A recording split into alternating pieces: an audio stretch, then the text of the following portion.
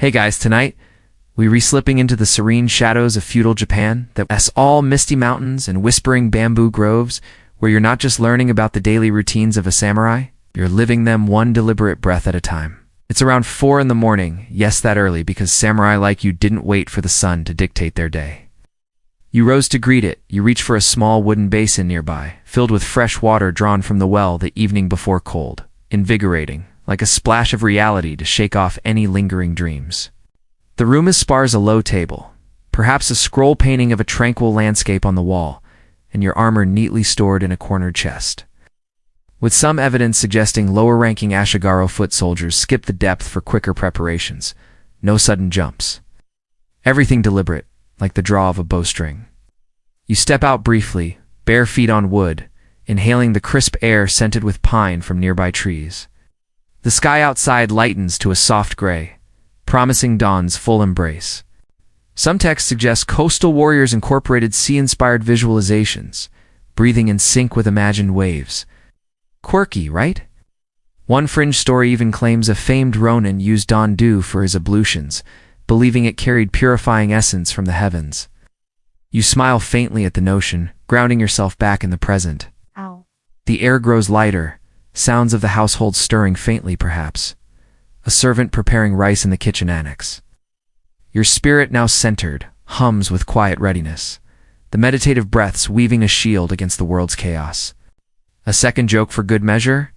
It's like hitting the reset button on your soul, but without the annoying software updates that take forever. With ablutions complete and mind fortified, you're ready to face the unfolding day, each step a testament to the quiet strength that defines you. The rituals aren't rushed, they're immersive, a soothing prelude that sets the tone for hours of disciplined endeavor. As the first true light seeps in, you feel a subtle warmth on your face. The sun's tentative hello mirroring your own awakening. Back inside, you light a small oil lamp if needed, its flame flickering like a companion in the gloom. Meditative breathing continues as you prepare mentally, reciting Bushido tenets silently. Loyalty, courage, benevolence. The gentle humor in it all. Waking this early means you beat the roosters at their own game take, that farmyard alarm clocks. With body cleansed and mind serene, you're poised at the threshold of morning, the day's canvas blank and waiting for your disciplined strokes. It's a mainstream fact that by the Tokugawa shogunate, such routines were codified in warrior education, blending martial prowess with philosophical depth. But here's a gentle aside. Imagine if samurai had alarm clocks. They'd probably slice them in half for daring to disrupt the peace. You slip into a light yukata robe for these initial moments, the cotton soft against your skin, before the layers of the day pile on. A quirky tidbit from folklore. Some samurai believe that facing east during these breaths align them with the rising sun. Symbolizing renewal, almost like charging your internal batteries with solar power, feudal style. You chuckle inwardly at the thought. Modern you might plug in a phone, but here, it's all about that natural vibe. As your breathing steadies, you perform a few subtle movements, perhaps rotating your shoulders or flexing your fingers to loosen joints stiffened from the night. This isn't high intensity. It's preparatory, ensuring your body is as poised as your mind. But for you, a mid-level bushi serving your daimyo, it's non-negotiable. You visualize the day unfolding, training drills, administrative duties, perhaps a tea ceremony, if fortune smiles. The breathing deepens, each cycle pulling you further from slumber's grasp. Sensory details envelop you, a faint scent of incense from last night's altar offering lingers, mingling with the earthy aroma of the tatami. Outside, the first birdsong pierces the veil, a gentle reminder that the world awakens with you. You might chant a soft mantra under your breath, drawing from Shinto traditions. Words of gratitude to the kami spirits for another day of honor and service. You close your eyes, inhaling deeply through your nose, feeling the air fill your lungs like a calm river swelling after rain. Exhale slowly, letting tension ebb away with each breath. This isn't just some new age wellness trend. It's a cornerstone of samurai discipline, borrowed from Zen monks who taught that controlling the breath controls the mind. Inhale, hold, exhale. You focus on the rhythm, imagining your cure life energy flowing steadily, centering your spirit for the challenges ahead. It's a light joke to ease the mood. It's like yoga before yoga was cool, but without the spandex or that one instructor who always blasts upbeat music. Here it's just you, the quiet, and maybe a cricket chirping its approval from the garden. Dipping your hands in, you rinse your face, letting the droplets trace down your cheeks, washing away the remnants of sleep. Historians note that samurai in the Kamakura and Muromachi periods often started their days this way, drawing from Zen Buddhist influences that emphasized purity as a path to enlightenment. You pat dry with a simple tanuki cloth, a versatile strip of cotton that doubles as a towel, headband, or even a makeshift bandage in tougher times. Next, you attend to your mouth. No fancy toothpaste here. Instead, you might use a frayed willow twig or a pinch of salt mixed with water to scrub your teeth. A mainstream practice rooted in maintaining health amid the rigors of warrior life. It's quirky, isn't it? Some accounts whisper of samurai incorporating miso paste into their routine. Dabbing a bit on for its subtle cleansing properties talk. About multitasking with breakfast ingredients before breakfast even happens. Embodying the principle of diligence that Bushido drilled into every fiber of your being. The futon beneath you is thin, stuffed with rice straw that crinkles faintly as you shift. A far cry from those plush memory foam mattresses we modern folks cling to. Oh, the luxury of feudal simplicity jokes on us though, because this setup was designed to keep you alert. Not comfy enough to oversleep and miss a potential ambush or training session. You push aside the cotton-filled quilt, feeling the cool air nip at your skin, and sit up slowly on the tatami floor, its woven surface smooth and slightly springy under your palms. Picture this. You retucked away in a modest room with sliding shoshi screens that glow faintly as the pre-dawn haze filters through, the air cool and laced with the subtle aroma of tatami mats woven from rush grass. And outside, a distant temple bell tolls softly, like nature's own sleepy nudge. You're a samurai in the heart of the Edo period, bound by the unyielding code of Bushido, where every moment is a quiet dance of discipline and duty. But here's a cheeky reality check. You probably wouldn't survive this dawn routine without groaning for 5 more minutes under your futon. Because while modern, you might hit snooze on your alarm. These warriors rose with the resolve of steel literally, since their lives depended on it. So, before you get comfortable, take a moment to like the video and subscribe, but only if you genuinely enjoy what I do here. And hey, drop a comment with your location and local time. It's always fun to know if you're redrifting off in Tokyo at midnight or New York at dawn.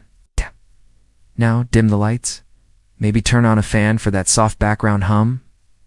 And let's ease into tonight's journey together. You stir awake in the dim light of your modest quarters, the world outside still cloaked in the hush of night's final hours. First things first, gentle ablutions to cleanse both body and spirit. As the water drips into silence, you transition seamlessly into meditative breathing, settling into a seiza position. Knees folded beneath you, back straight as your katana blade, hands resting lightly on your thighs. Scholars still argue whether this meditative start was universal across all samurai classes or more pronounced among those influenced by Zen sects during the Sengoku era. Rising fluidly, you stretch your limbs, feeling muscles awaken without haste. The quarters around you reflect this austerity. Walls of Fusima panels that slide to reveal a small Engawa veranda, or Dukis stones in the garden glisten faintly. You wrap up the breathing with a final, elongated exhale, feeling centered, spirit-aligned. Yet, in this moment of calm, you ponder the debates among experts. Did all samurai adhere to such structured starts? Or did regional variations, like those in Kyushu versus Edo, introduce flexibility? As you conclude these rituals, folding the futon neatly away, the room feels transformed. From a cocoon of rest to a launch pad for duty. With that inner poise settling like morning mist over a still pond, you ease deeper into the quiet rhythm of your awakening. Transitioning from those initial breaths to a more profound session of Zen contemplation. The air in your quarters carries a faint chill, of the kind that sharpens your senses without discomfort, and you adjust your posture slightly. This is Zen meditation, or zazen, as it's known, a practice deeply woven into the fabric of samurai life since the Kamakura period, when Zen Buddhism took root among warriors seeking mental fortitude amid endless conflicts. It's a mainstream historical fact that figures like the Shogun Minamoto no Yoritomo encouraged such disciplines, blending martial training with spiritual clarity to create unbreakable resolve. You hold the seiza without strain, years of practice making it as natural as drawing breath. You delve deeper, perhaps reciting a silent mantra from the Heart Sutra. Form is emptiness, emptiness is form. Words that echo through centuries, reminding you that the illusions of ego must yield to greater harmony. A light joke to keep things breezy. It's like defragging your brain before the day's data overload Feudal Edition. No tech support required. Evidence from diaries like those of the Hojo clan suggests flexibility, yet the core remained. Contemplation as a shield against life's chaos. You immerse further, the ambient hum of your own breath becoming a lullaby, soothing and rhythmic. A third gentle humor nudge. If only modern commutes included this instead of road rage, we'd have zen zones on the subway, complete with seiza seats. Your mind wanders briefly to the uncertainties ahead. Will your daimyo call for counsel today? Or will training push your limits? The ancient teachings whisper through you. Tales of bodhisattvas and enlightened warriors who transcended fear through such quiet diligence. You visualize challenges as fleeting shadows easily dispersed by the light of awareness. The air warms subtly, carrying hints of pine from the garden, grounding you in the here and now. This Zen delve isn't rushed. It's a sanctuary, a pause where the world's uncertainties lose their grip, leaving you resilient and ready. But you gently guide it back, observing the thought without judgment, letting it dissolve into the ether. The seiza hold releases without ache, your body attuned from years of this ritual. With mind sharpened and spirit bolstered, you're prepared to nourish the vessel that carries it all, the next step in this unfolding day of disciplined grace. Sensory immersion pulls you in the faint scent of last night's incense lingers. Woody and grounding, while outside, the first hints of birdsong weave, a delicate tapestry of sound. Not intrusive but harmonious, like nature's own meditative accompaniment. You feel your ki energy circulating, a warm current from your hair at the lower abdomen, seed of your power rising to invigorate your entire being. This isn't passive sitting, it's active fortification, drawing on teachings that trace back to Chinese Chan Buddhism, adapted for the warrior's path. Quirky as it sounds, some accounts describe samurai incorporating subtle movements. It's like gently rocking to mimic ocean waves, to prevent stiffness, almost like an ancient hack for avoiding that dreaded leg cramp. You remain still, though embodying the ideal of fiducian, immovable mind. Even as the light behind your eyelids brightens with the approaching dawn. You exhale, feeling tension melt from your shoulders, each release a small victory in the ongoing battle for inner peace. Historians still argue whether this daily Zen practice was universal among all samurai or more. A hallmark of those affiliated with Zen sects like Rinzai or Soto. With some evidence suggesting Ronin wanderers adapted it into shorter, more portable sessions amid their nomadic lives. You begin by focusing on your breath, inhaling slowly through your nose for a count of 5, feeling your abdomen expand like a bellows fueling a forge, then exhaling, just as deliberately releasing any stray thoughts like autumn leaves carried away on a breeze. The goal is to empty your mind entirely, that a myth that would make even the most stoic monk chuckle softly, but to observe thoughts as they arise, acknowledging them without attachment, letting them drift by like clouds over Mount Fuji, ensuring your seiza hold is firm yet relaxed, knees tucked under, buttocks resting on your heels, spine aligned like the straight edge of your trusted wakizashi short sword. It's not the most forgiving position for beginners, mind you.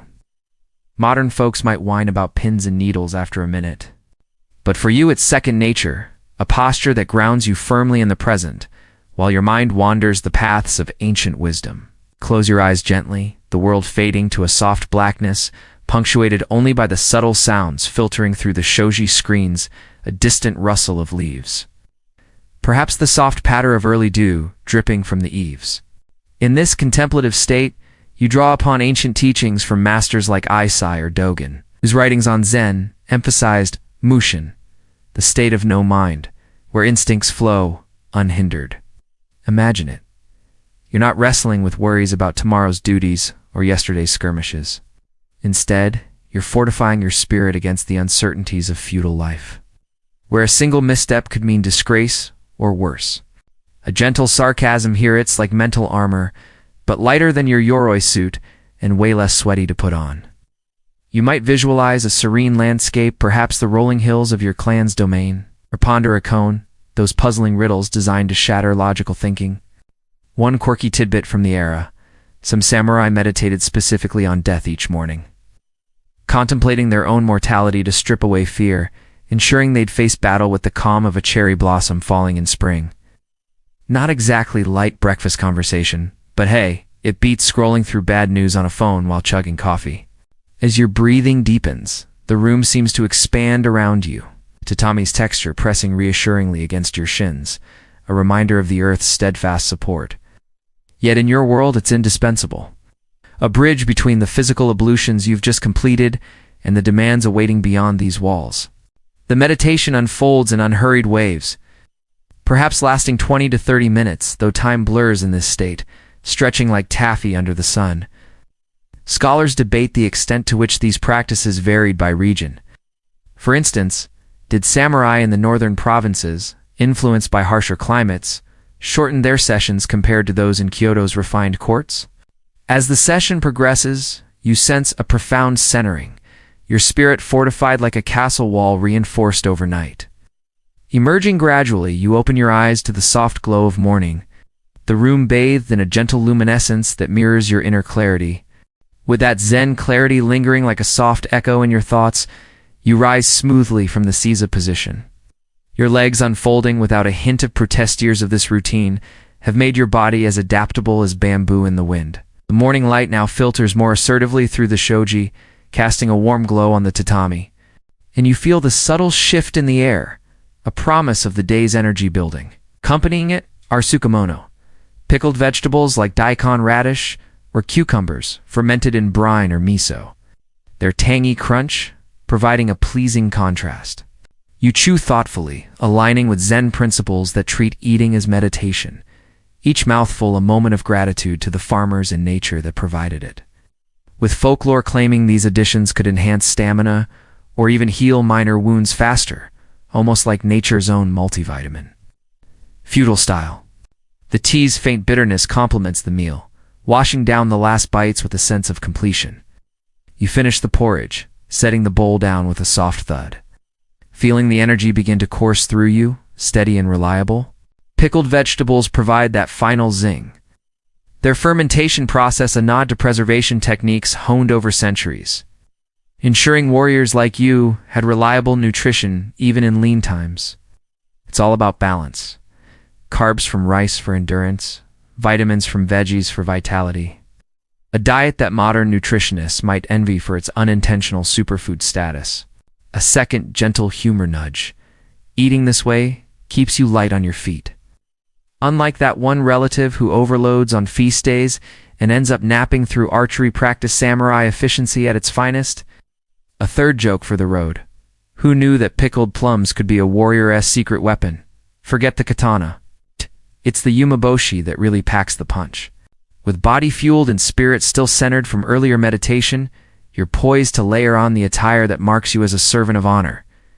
The next seamless step in this day of deliberate routine, your thoughts drift briefly to the days ahead.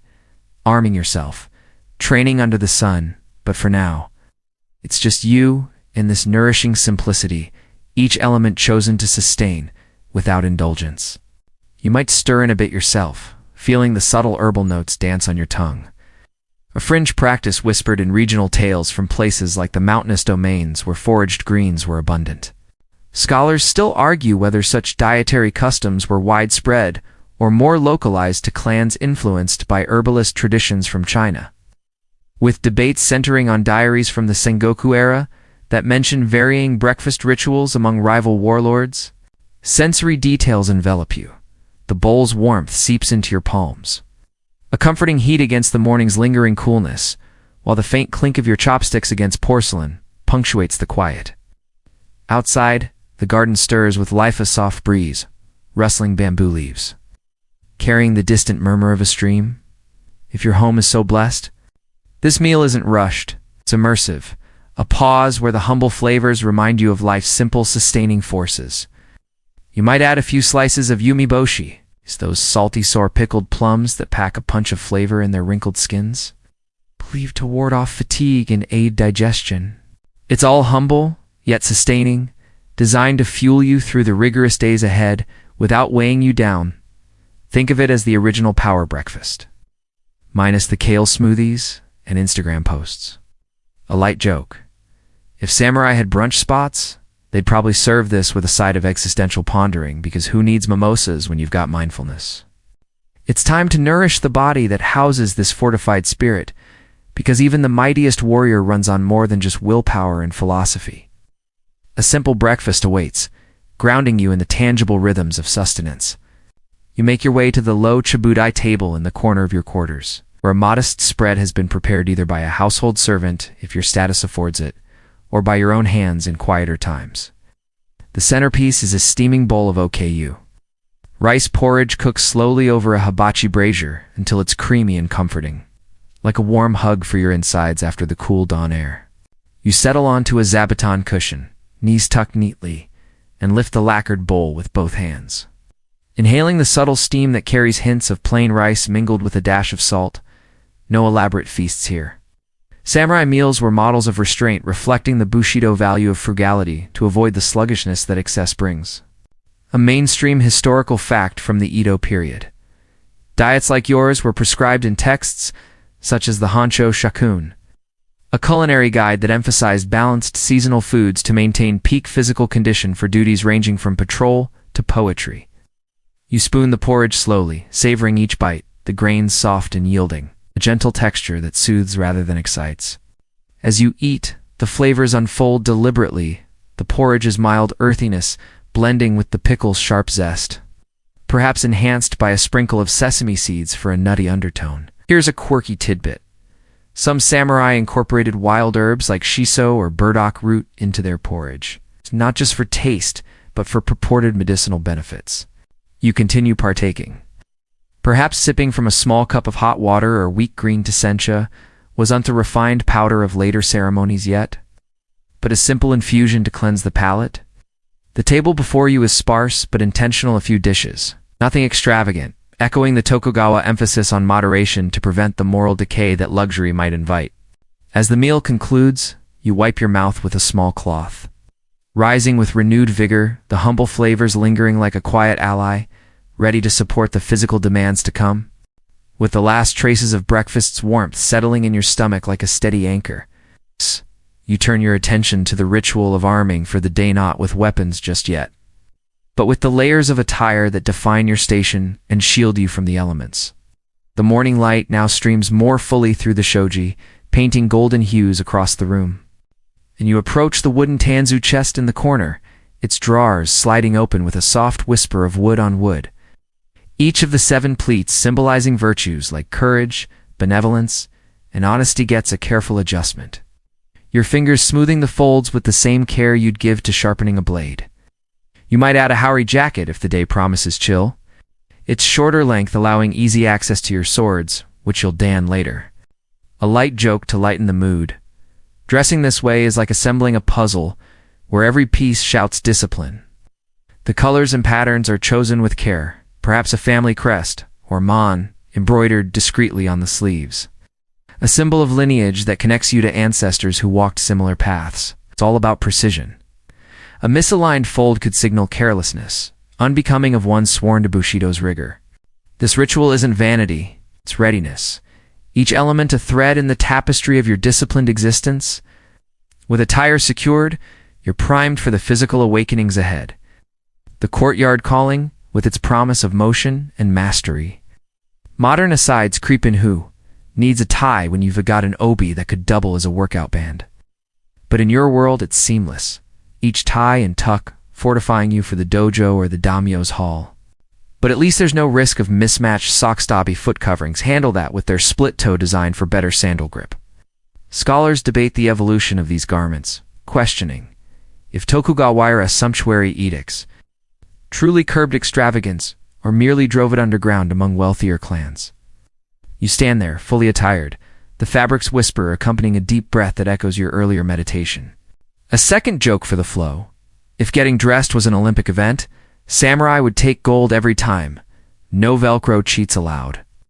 The tabi come next, white cotton socks that hug your feet snugly, thumbs separated for the thong of your waraji straw sandals or geta clogs, depending on the terrain ahead.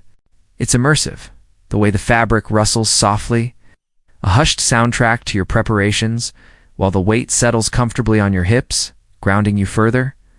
A third gentle humor nudge. Who knew fashion could be so philosophical? Forget runway walks. This is runway readiness for life's real battles. Attired and aligned, the day beckons with its first true demands. Historians still argue whether the Hakama-esque design originated purely from practical equestrian needs during the Kamakura era or incorporated symbolic elements from earlier court attire, with some Idopiate texts suggesting regional variations that blended influences from continental Asia. Inside, neatly folded, await your garments. The juban under kimono, the outer kasode, and the wide-legged hakama pants that will swish faintly with each step you take. This isn't a hurried dressing. It's a deliberate process, each piece donned with the precision of a tea master measuring matcha. Every fold a quiet affirmation of your disciplined path through the uncertainties of feudal existence. Outside, the garden's sounds filter in a bird's trill, the distant clop of a horse blending with your quiet movements. This attire isn't mere clothing. It's armor of identity, woven from threads that carry the weight of tradition. A quirky fringe tidbit? Some samurai in the Sengoku era reportedly scented their underlayers with incense-infused water, believing it masked body odors during long campaigns and even warded off evil spirits. Talk about aromatherapy. With a supernatural twist, long before essential oils became a thing. You start with the juban, a light cotton undergarment that slips over your skin like a second layer of calm. Its fabric soft and breathable to wick away any perspiration from the day's exertions ahead. Tying the thin cords at your waist, you ensure it's snug, but not restrictive, allowing full range of motion for whatever the hours demand, be it sword practice or scholarly pursuits.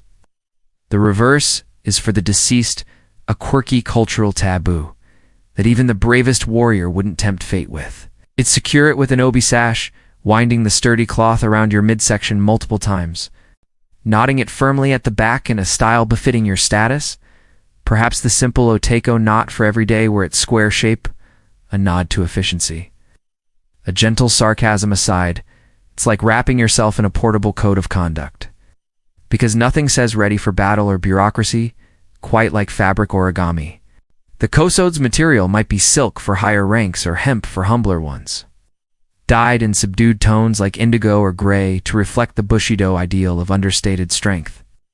Avoiding the flashy hues reserved for courtiers or merchants, sensory immersion draws you in, the cloth's subtle texture against your arms, cool from the morning air, while the faint scent of sun-dried linen lingers, a reminder of the household's quiet labors. This layering system, a mainstream historical fact from the Muromachi period onward, is essential for samurai, providing both practicality in varying weather and a visual symbol of social rank. As detailed in sumptuary laws that regulated fabric types and colors to maintain hierarchy, as you pull on the kasode, the main kimono layer with its wide sleeves and overlapping front panels, you fold the left side over the right meticulously. Remember, you step into the hakama next, those pleated skirt-like pants that billow out for freedom of movement, tying them high at the waist over the kasode. Layer by layer, you're transforming from the vulnerable figure of dawn into the poised samurai the world expects. Each garment a reminder of your path's demands. Sensory details deepen the experience, the obi's firm pressure around your torso, a subtle hug of security, while the hakama's pleats fan out with a gentle swish as you test a step or two across the tatami. Adjust the final folds, ensuring the kimono's hem grazes just right. It's not dragging to trip you in motion nor riding up to expose vulnerability. As the ensemble completes, you feel the subtle shift in posture.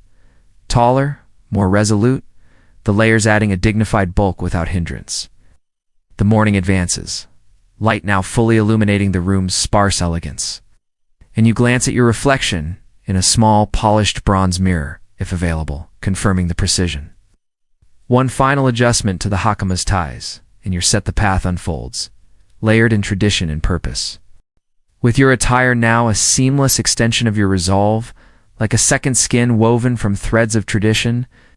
You step out from the quiet sanctuary of your quarters into the crisp embrace of the dojo courtyard. The air here carries a sharper edge, laced with the earthy scent of dukist gravel underfoot, and the faint temps of oiled wood from the practice weapons racked along the perimeter.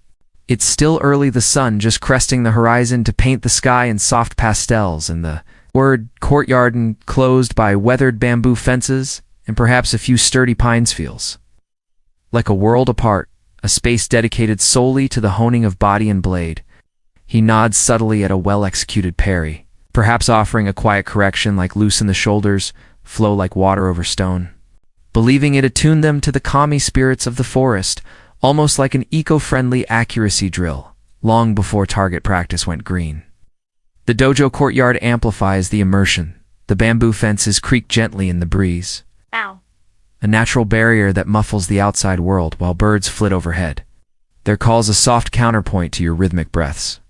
Each sword swing under his eye is a lesson in humility, a reminder that even seasoned warriors like you must warm the body daily to prevent injury in this uncertain life. Sensory richness abounds. The Bakken's vibration in your hands on impact with an imaginary block. The faint scent of pine resin from nearby trees mingling with your own subtle exertion. This isn't mere exercise. It's a bridge to the day's fuller trainings, fortifying you against whatever arrows or administrative scrolls come your way. Exhale on the downswing, inhale on the recovery. It's hypnotic, this warming ritual, building endurance without strain. The sensei's approving murmur carries across the courtyard, a quiet affirmation that spurs you onward. A third joke for the morning's lightness.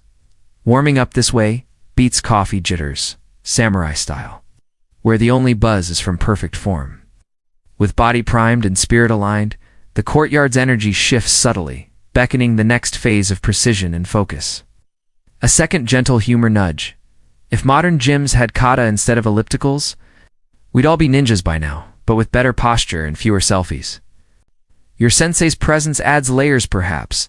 He demonstrates a tweak, his own movements a masterclass in economy, reminding you that true mastery lies in subtlety, not showmanship. You might try a variation yourself, eyeing a stray leaf drifting down, your bakken slicing the air just shy of it, a playful nod to those old tales. Scholars still argue whether such kata forms were rigidly standardized across all Ruha schools or allowed for personal adaptations based on individual physique and regional threats. With debates fueled by surviving manuals from the Sengoku era that show subtle divergences in stance and speed, this mentorship is key, passed down through generations, ensuring the art's purity amid feudal life's demands. A light joke to ease the flow. It's like having a personal trainer who quotes ancient poetry instead of yelling one more rep. Bushido Boot Camp, Zen Edition. Pivot on your heel, executing a lateral cut, the motion warming your core. Sweat beginning to bead faintly on your brow, despite the morning's chill. The kata builds in complexity, from single strikes to combinations that simulate dodging and countering invisible foes. Each one a dance of discipline that hones reflexes without exhaustion. You tread lightly across the packed earth, your waraji sandals crunching softly. Each step, a deliberate transition from inner preparation to outward action. Out here, under the open sky, you begin engaging in basic kata forms. Those choreographed sequences of movements that mimic combat without an opponent, warming your body gradually like a forge fire kindled from embers. You position yourself in the center, feet shoulder-width apart, drawing a deep breath that echoes the meditative ones from dawn. Remember how those centered breaths fortified your spirit? Such daily kata practice became formalized in schools like the Yagu Shinkadru, emphasizing it's not just technique but the philosophical integration of mind, body, and sword as extensions of one another. You swing the bakken downward in a controlled arc, feeling the wood cut through the air with a subtle whoosh. Ow. Your stance rooted yet fluid, knees slightly bent to absorb the motion. Sensory details pull you deeper. The sun's nascent warmth on your face contrasting the cool grip of the bakken's handle polished smooth from countless sessions. The courtyard's gravel shifts faintly under your feet, providing just enough give to mimic uneven battlegrounds. You repeat the form, body warming as blood flows, a sleepy cadence that lulls rather than jolts. So imagine it as yoga with a side of steel intent. But way before hot yoga studios charged an arm and a leg, now they fuel your limbs as you reach for a bakken, the wooden training sword that mimics the weight and balance of your real katana without the lethal edge. Gripping it firmly, you start with the simplest kata, a series of slow, flowing strikes, overhead cuts, diagonal slashes, and thrusting stabs, each executed with precision, your hakama swishing rhythmically like whispers in the wind. This isn't frantic exertion. It's methodical, a gentle awakening of muscles that builds heat without haste, ensuring you're limber for the rigors ahead. A mainstream historical fact woven into the era. During the Edo period, its relative peace under the Tokugawa shogunate, under the watchful eye of your sensei, who might be an elder figure seated on the Engawa veranda nearby, his gaze sharp yet serene, you refine each movement. Here is a quirky tidbit from the fringes of samurai lore. Some practitioners in the mountainous regions incorporated natural elements into their warm-ups. It's like swinging at falling leaves to practice timing. You continue the sequences, body now fully engaged, the initial stiffness melting away like mist under sunlight. The sun climbs higher, casting longer shadows across the gravel, and you feel the warmth penetrate your layers, sinking with the internal heat from motion. You wrap a kata with a final poised stance, bokken held high, then lowered slowly, breath steadying as the warmth settles in. With the warmth from those initial kata forms now coursing through your limbs like a gentle current in a mountain stream, you set the bakken aside on the rack, its wooden form glistening faintly with the morning's dew, and turn your gaze toward the far end of the dojo courtyard where the archery target stands sentinel. Today, let us say the routine calls for standing firm. Your horse might be resting in the stables after yesterday's ride. Or perhaps the sensei deems footwork essential for building foundational zen in archery. You approach the shooting line, a marked spot on the ground, and retrieve your yumi bow from its stand. A tall, symmetrical marvel of laminated bamboo and wood, taller than you are, curved gracefully like a crescent moon. Where it was taught not merely for warfare but for cultivating moral character and harmony with the universe as emphasized in treatises like the Kudo Kyohan. You repeat the process, knocking another arrow. The bows draw, pulling at your shoulders with a familiar ache. That's more invigorating than painful. Warming you further under the climbing sun. Sensory details immerse you, the bowstrings taut vibration. Against your gloved hand, the faint scent of beeswax used to maintain the yumi mingling with the earthy aroma of the straw target. The courtyard's breeze carries a whisper. Each draw and release refines your focus.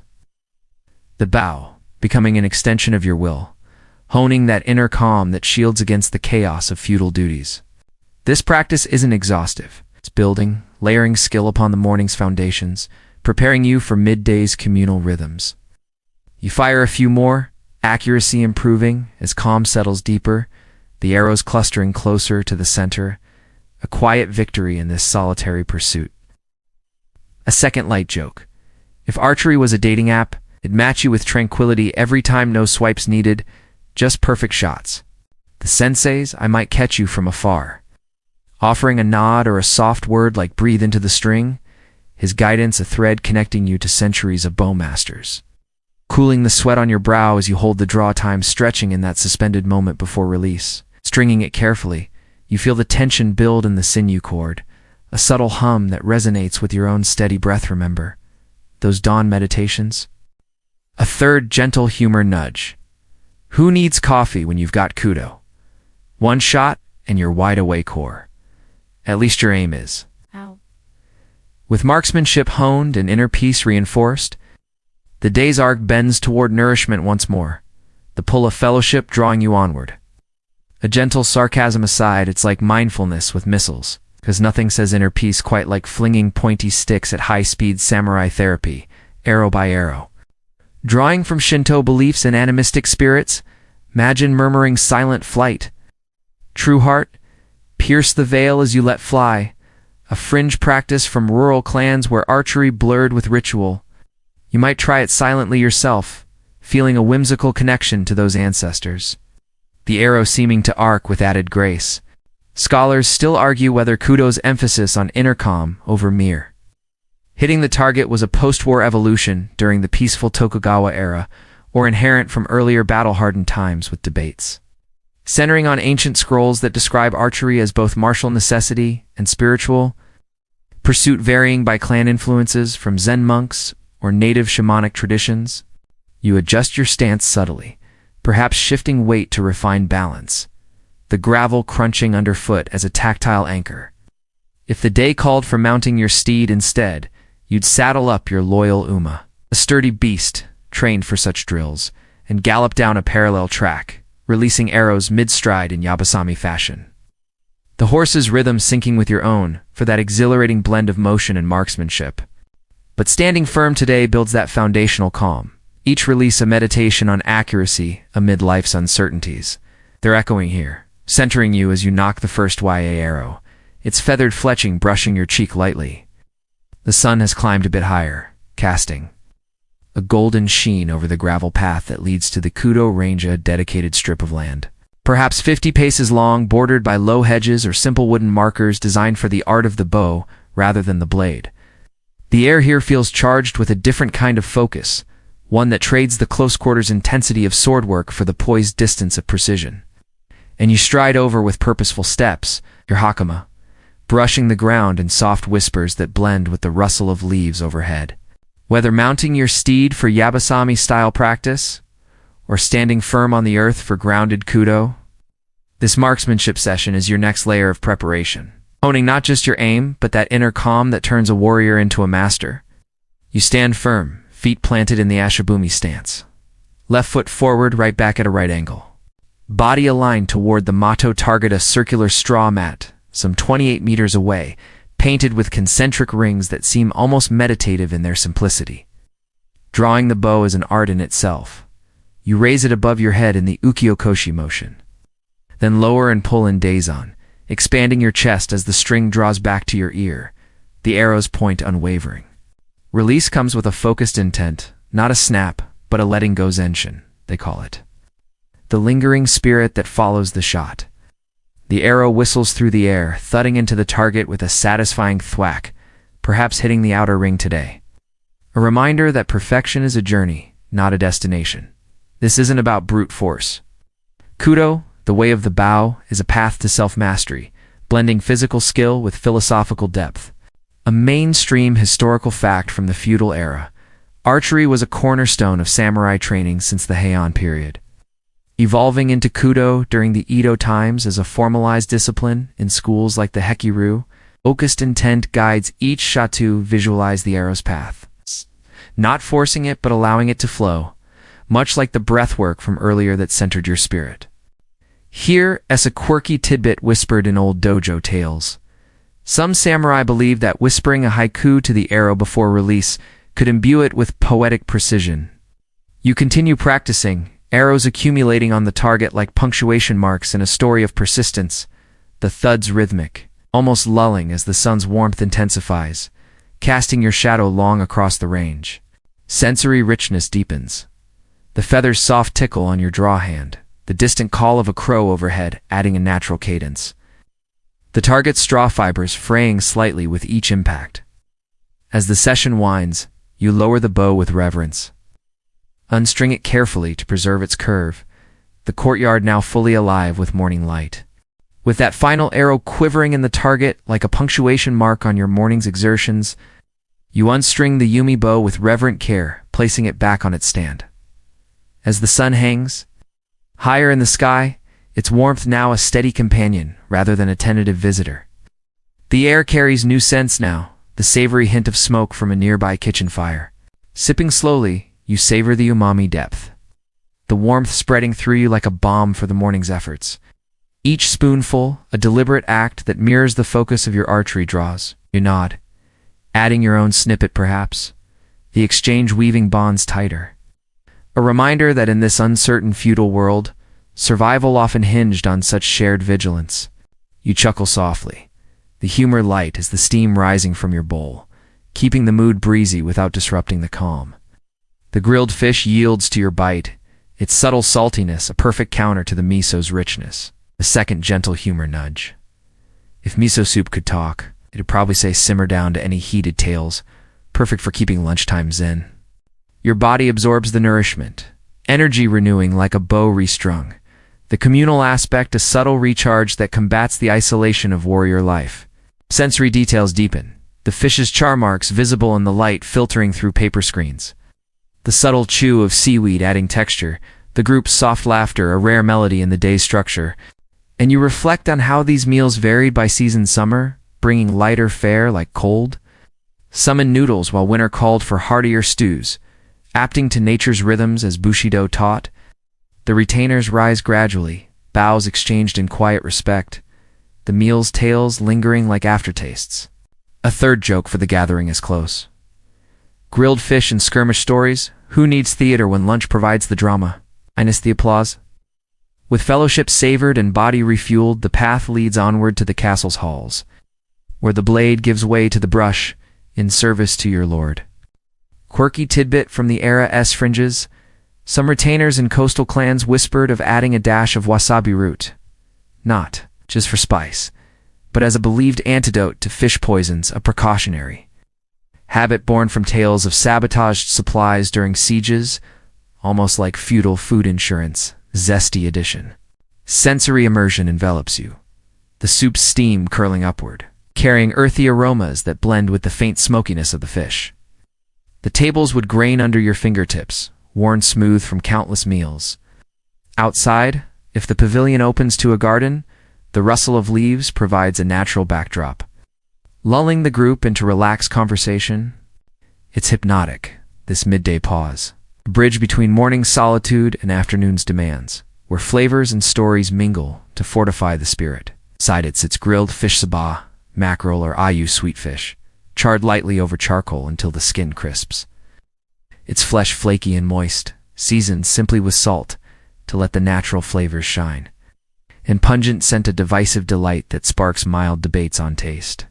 Historians still argue whether these communal lunches were truly egalitarian spaces or subtly reinforced rank, with some Edo diaries suggesting higher samurai dined separately in opulent settings, while others point to mixed gatherings in smaller domains as evidence of practical unity amid resource constraints.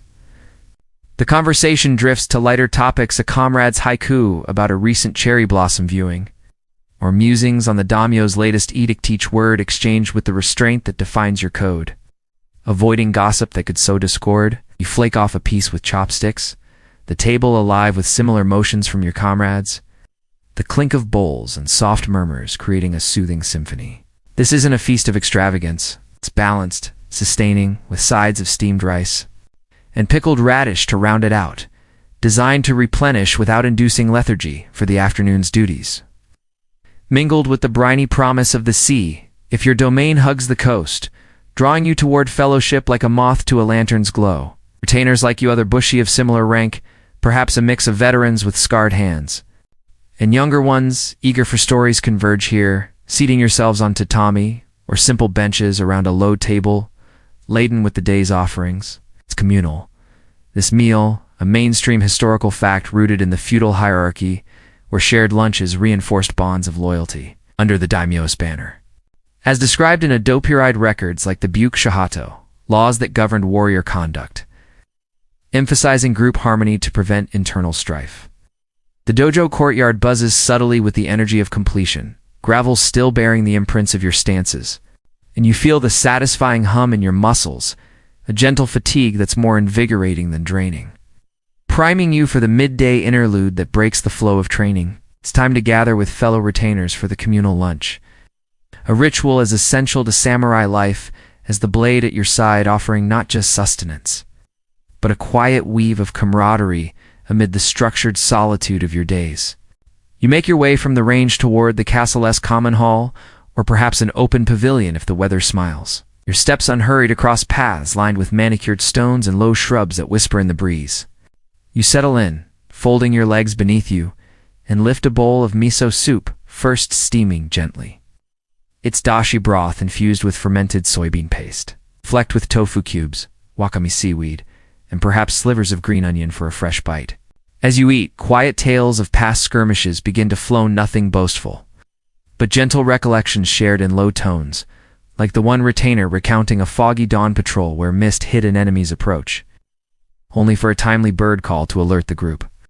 A light joke slips in amid the tales. Sharing war stories over soup is like group therapy with chopsticks. It's cheaper than a monk's council and tastier too.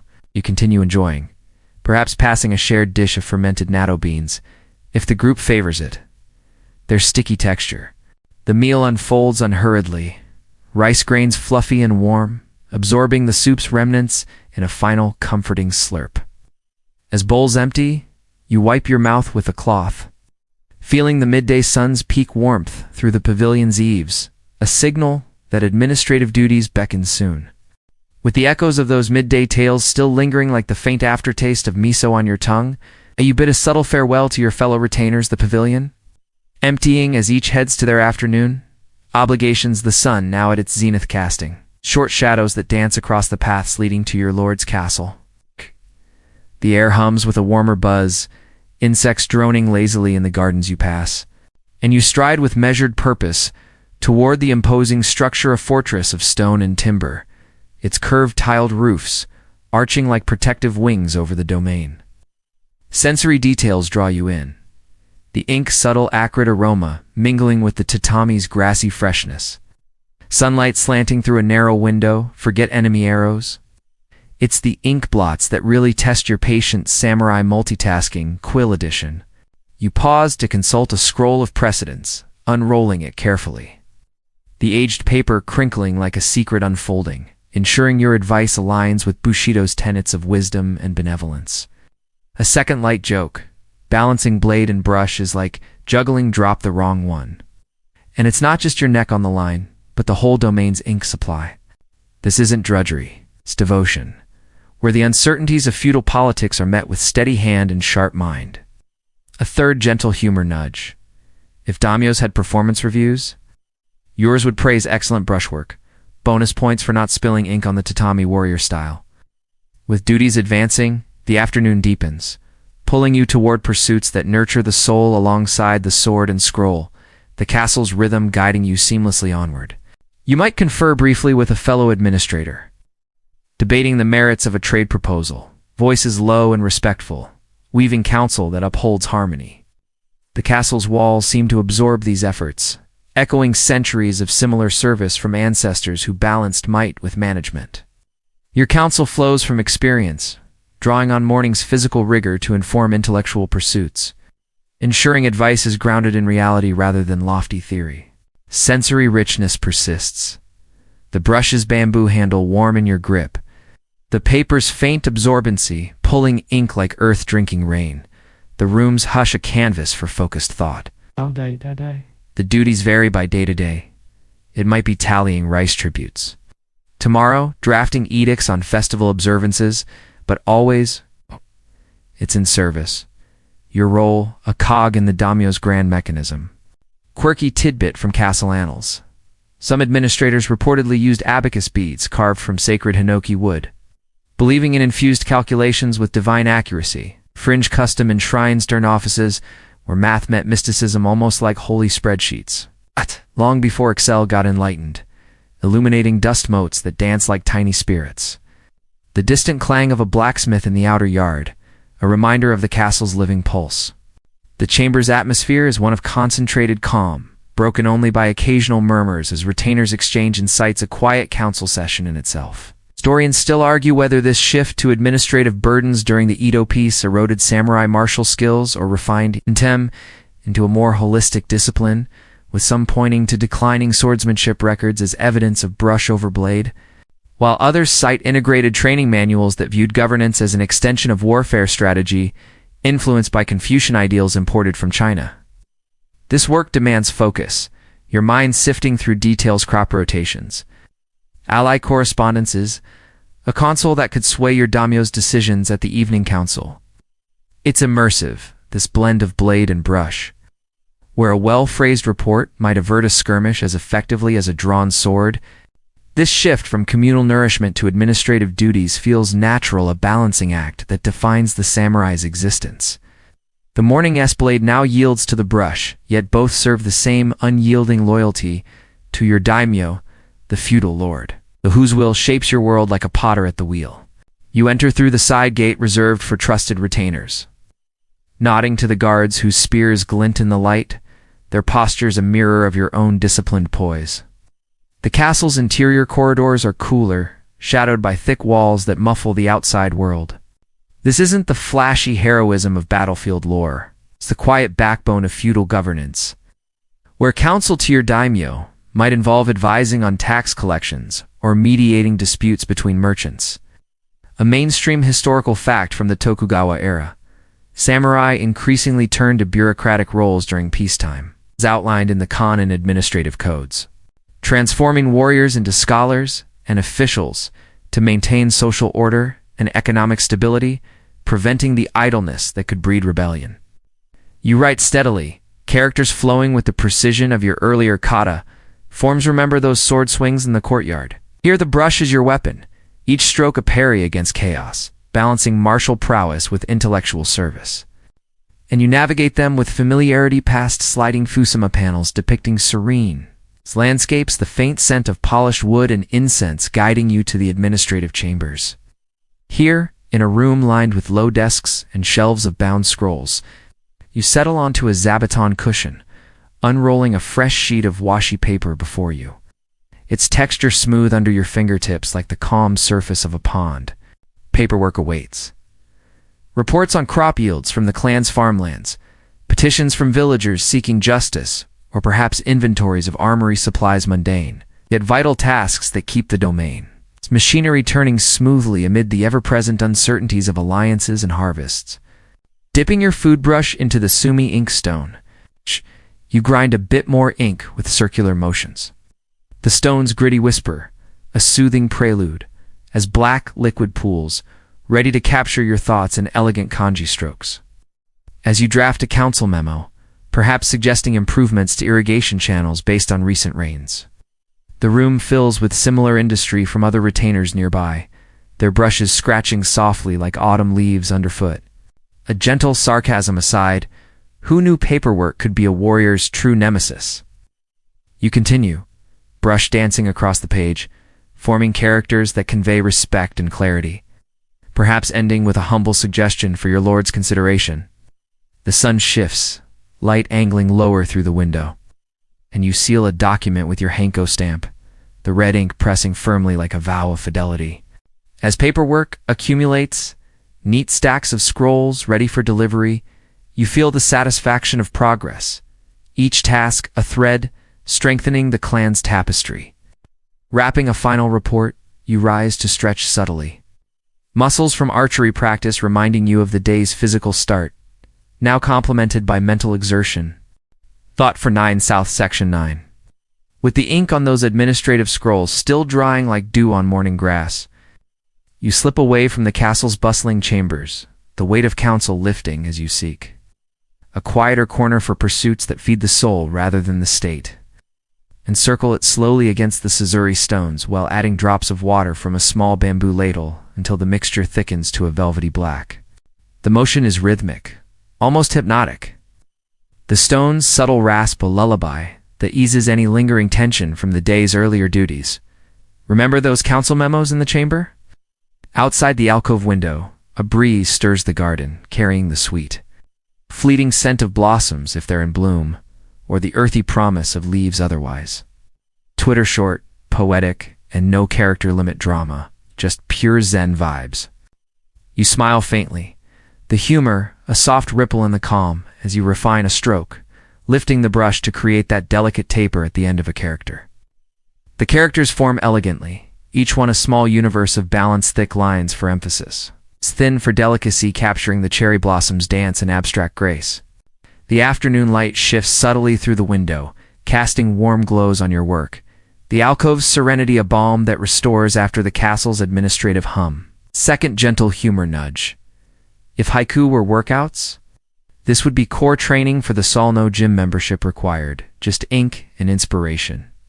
Your compositions pile gently, scrolls set aside to dry. Each one a snapshot of the moment's beauty, the blossoms outside serving as silent collaborators in this artistic ritual.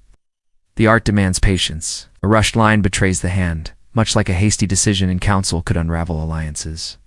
Garden sounds filtering in a bird's soft chirp, leaves rustling like applause for your verses. This isn't hurried artistry. It's deliberate. Each haiku, a meditation that echoes your dawn zen, weaving the day's threads into poetic harmony. You reflect on how these pursuits balance the samurai's life. The brush a companion to the blade, both tools for navigating existence's transience.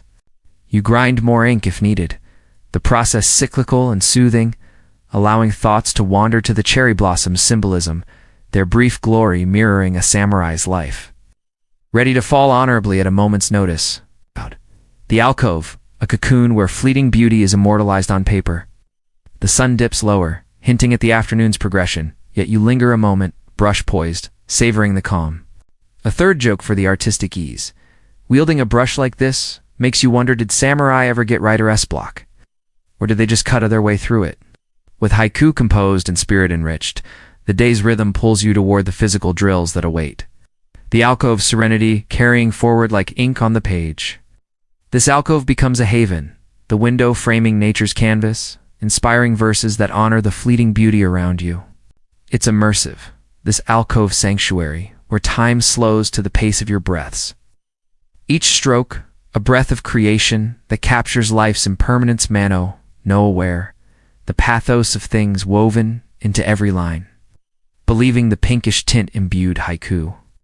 With seasonal spirit of fringe custom whispered in aesthetic treatises where poetry met botany. Almost like floral flair for your verses long before scented pens hit the market. You might imagine trying it, the subtle hue, adding a layer to your compositions, tying the words even closer to the blossom's evanescent charm. Scholars still argue whether calligraphy and haiku were primarily therapeutic outlets for samurai during peacetime or strategic tools for diplomatic subtlety, with some Edo-era debates in academies suggesting they honed indirect communication skills for court intrigues, while others view them as pure spiritual escapes from martial rigors influenced by Zen monks' minimalist ethos. You compose another haiku, perhaps. Blossoms in full blush, shadow lengthens on the path, evening claims its due. The words flowing from observations of the garden's play of light and shadow. Your brush capturing the essence with economical grace. This is their artistic counterpoint, where structure gives way to flow. Your strokes begin. Bold yet fluid, forming kanji characters that dance across the page. Each one a meditation on form and feeling, composing haiku that evoke the cherry blossom's transient beauty. The afternoon light softens through the corridors, guiding you to a serene alcove tucked within the castle walls, a small nook with a low window overlooking a modest garden. You pause, admiring the ink's gloss before it dries matte. The brushes trail a testament to the wabi-sabi aesthetic that cherishes imperfection in art. This practice isn't mere hobby. It's integral to samurai cultivation, blending the warrior's precision with the poet's sensitivity. A mainstream historical fact from the Muromachi and Edo periods. Arts like Shoto calligraphy were emphasized in Bushido education, seen in manuals like the Hike Monogatari influences, where mastery of the brush was deemed as vital as the sword for developing character and expressing the inexpressible, fostering a well-rounded soul amid feudal demands. Where cherry blossoms might scatter petals if the season allows, their fleeting dance a silent muse. Here, the air feels stiller, scented faintly with the woody essence of the tokonoma display niche, perhaps holding a simple flower arrangement or a hanging scroll of ancient verse. You settle onto a cushion, unfolding a fresh sheet of rice paper before you. Its surface pristine and inviting, ready to capture the ephemeral whispers of your mind through the art of calligraphy and poetry. Grinding ink becomes your first gentle act. You pick up the sumi stick, a compact bar of soot and glue. A haiku takes shape under your hand, 5 syllables, then 7, then 5 again. Petals fall softly. Wind whispers ancient secrets. Moment fades to dust. Sensory details wrap around you. The ink's faint. Smoky aroma rising like incense from a temple altar. The paper's subtle crinkle as your brush glides, leaving trails that bleed just enough for that organic elegance. A light joke to brush away any seriousness. Composing haiku in an alcove is like tweeting before here. That's a quirky tidbit from samurai. Artistic lore. Some practitioners in the Kyoto courts reportedly infuse their ink with cherry blossom petals ground fine. You delve deeper. Wielding the brush with increasing fluidity, another haiku emerging. Silent alcove waits. Brush kisses paper awake. Beauty born anew. The alcove's ambience deepens the experience. The cushion's slight give under you, grounding yet comfortable. The brush's bamboo handle warm from your grip, a tactile link to the creative flow. As another verse completes, cherry rain descends. Petals cloak the earth as quiet. Dreams in pink repose, you feel the fulfillment of creation. With the last haiku's ink settling on the page like a final sigh of contentment, you roll up your scrolls and step from the alcoves, tranquil embrace the garden's blossoms, waving a soft farewell as the afternoon sun hangs heavy in the sky, its golden rays slanting across the castle grounds, like lazy fingers tracing paths on a map. Their faces flushed from prior efforts or perhaps a quick dip in the well's cool water. The space feels alive, the gravel raked fresh since morning. And you pick up a bakken from the rack, its heft a comforting return to the tangible world of close-quarters mastery. Sensory immersion pulls you deeper, the bakken's grain rough under your palms slicking slightly with sweat. The courtyard's earthy scent sharpened by stirred dust. Comrades' breaths sinking in rhythmic huffs, punctuated by the occasional thud of a controlled takedown on the gravel. Believing the vapors released on impact warded off insects and invigorated the lungs. A fringe remedy blending martial arts with apothecary whimsy. Whispered in regional tales where drills doubled as bug-repellent sessions. Debates flow between bouts. One comrade posits a new grip variation for better leverage. Demonstrated with a slow-motion replay, sparking mild contention, but in rain-slick conditions. It slips, turning the courtyard into a forum where sweat and strategy entwined. The physicality builds, your breaths deeper. Muscles protesting yet persisting. The drill's a crucible that refines raw power into elegant control. Debates linger, strategies mulled over as bakken are racked, the group dispersing with nods of respect, bonds strengthened under the sun's forge. A third gentle humor nudge. If sparring built character, it'd be a novel by now, complete with plot twists from every feint. With techniques refined and comrades' insights tucked away, the day's arc bends toward rituals of tranquility. The tea ceremony's deliberate calm, awaiting like a cool stream after the fire. A second light joke. Debating tactics while dodging bokan. Swings is like chess with bruises checkmate. Comes with a side of sweat stains. The group's energy sustains you. Laughter bubbling up after a particularly clumsy parry, keeping the mood light amid the intensity. You might imagine the faint camphor scent rising from heated wood, adding an unexpected layer to the sweat-soaked air, a playful nod to those old practices as you press and attack, bakken thrusting forward in a seamless chain. This isn't endless. Bouts cycle with rests, allowing recovery while observing others.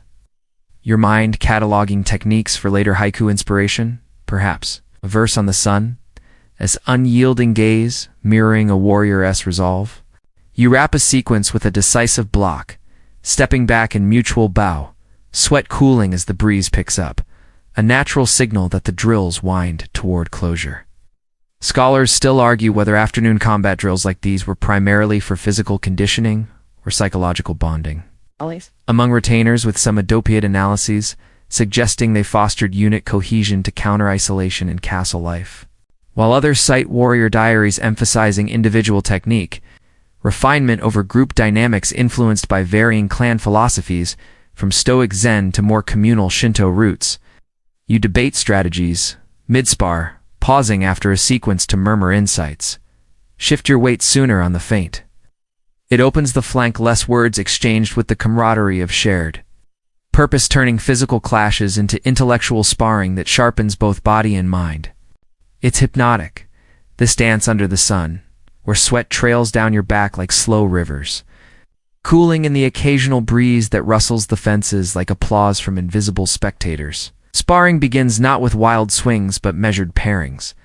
You face off against a trusted partner, perhaps a retainer you've known since boyhood drills. You chuckle inwardly during a break, wiping your brow with a tenugui cloth. The fabric absorbing the day's toll as you catch your breath, muscles humming with that satisfying burn.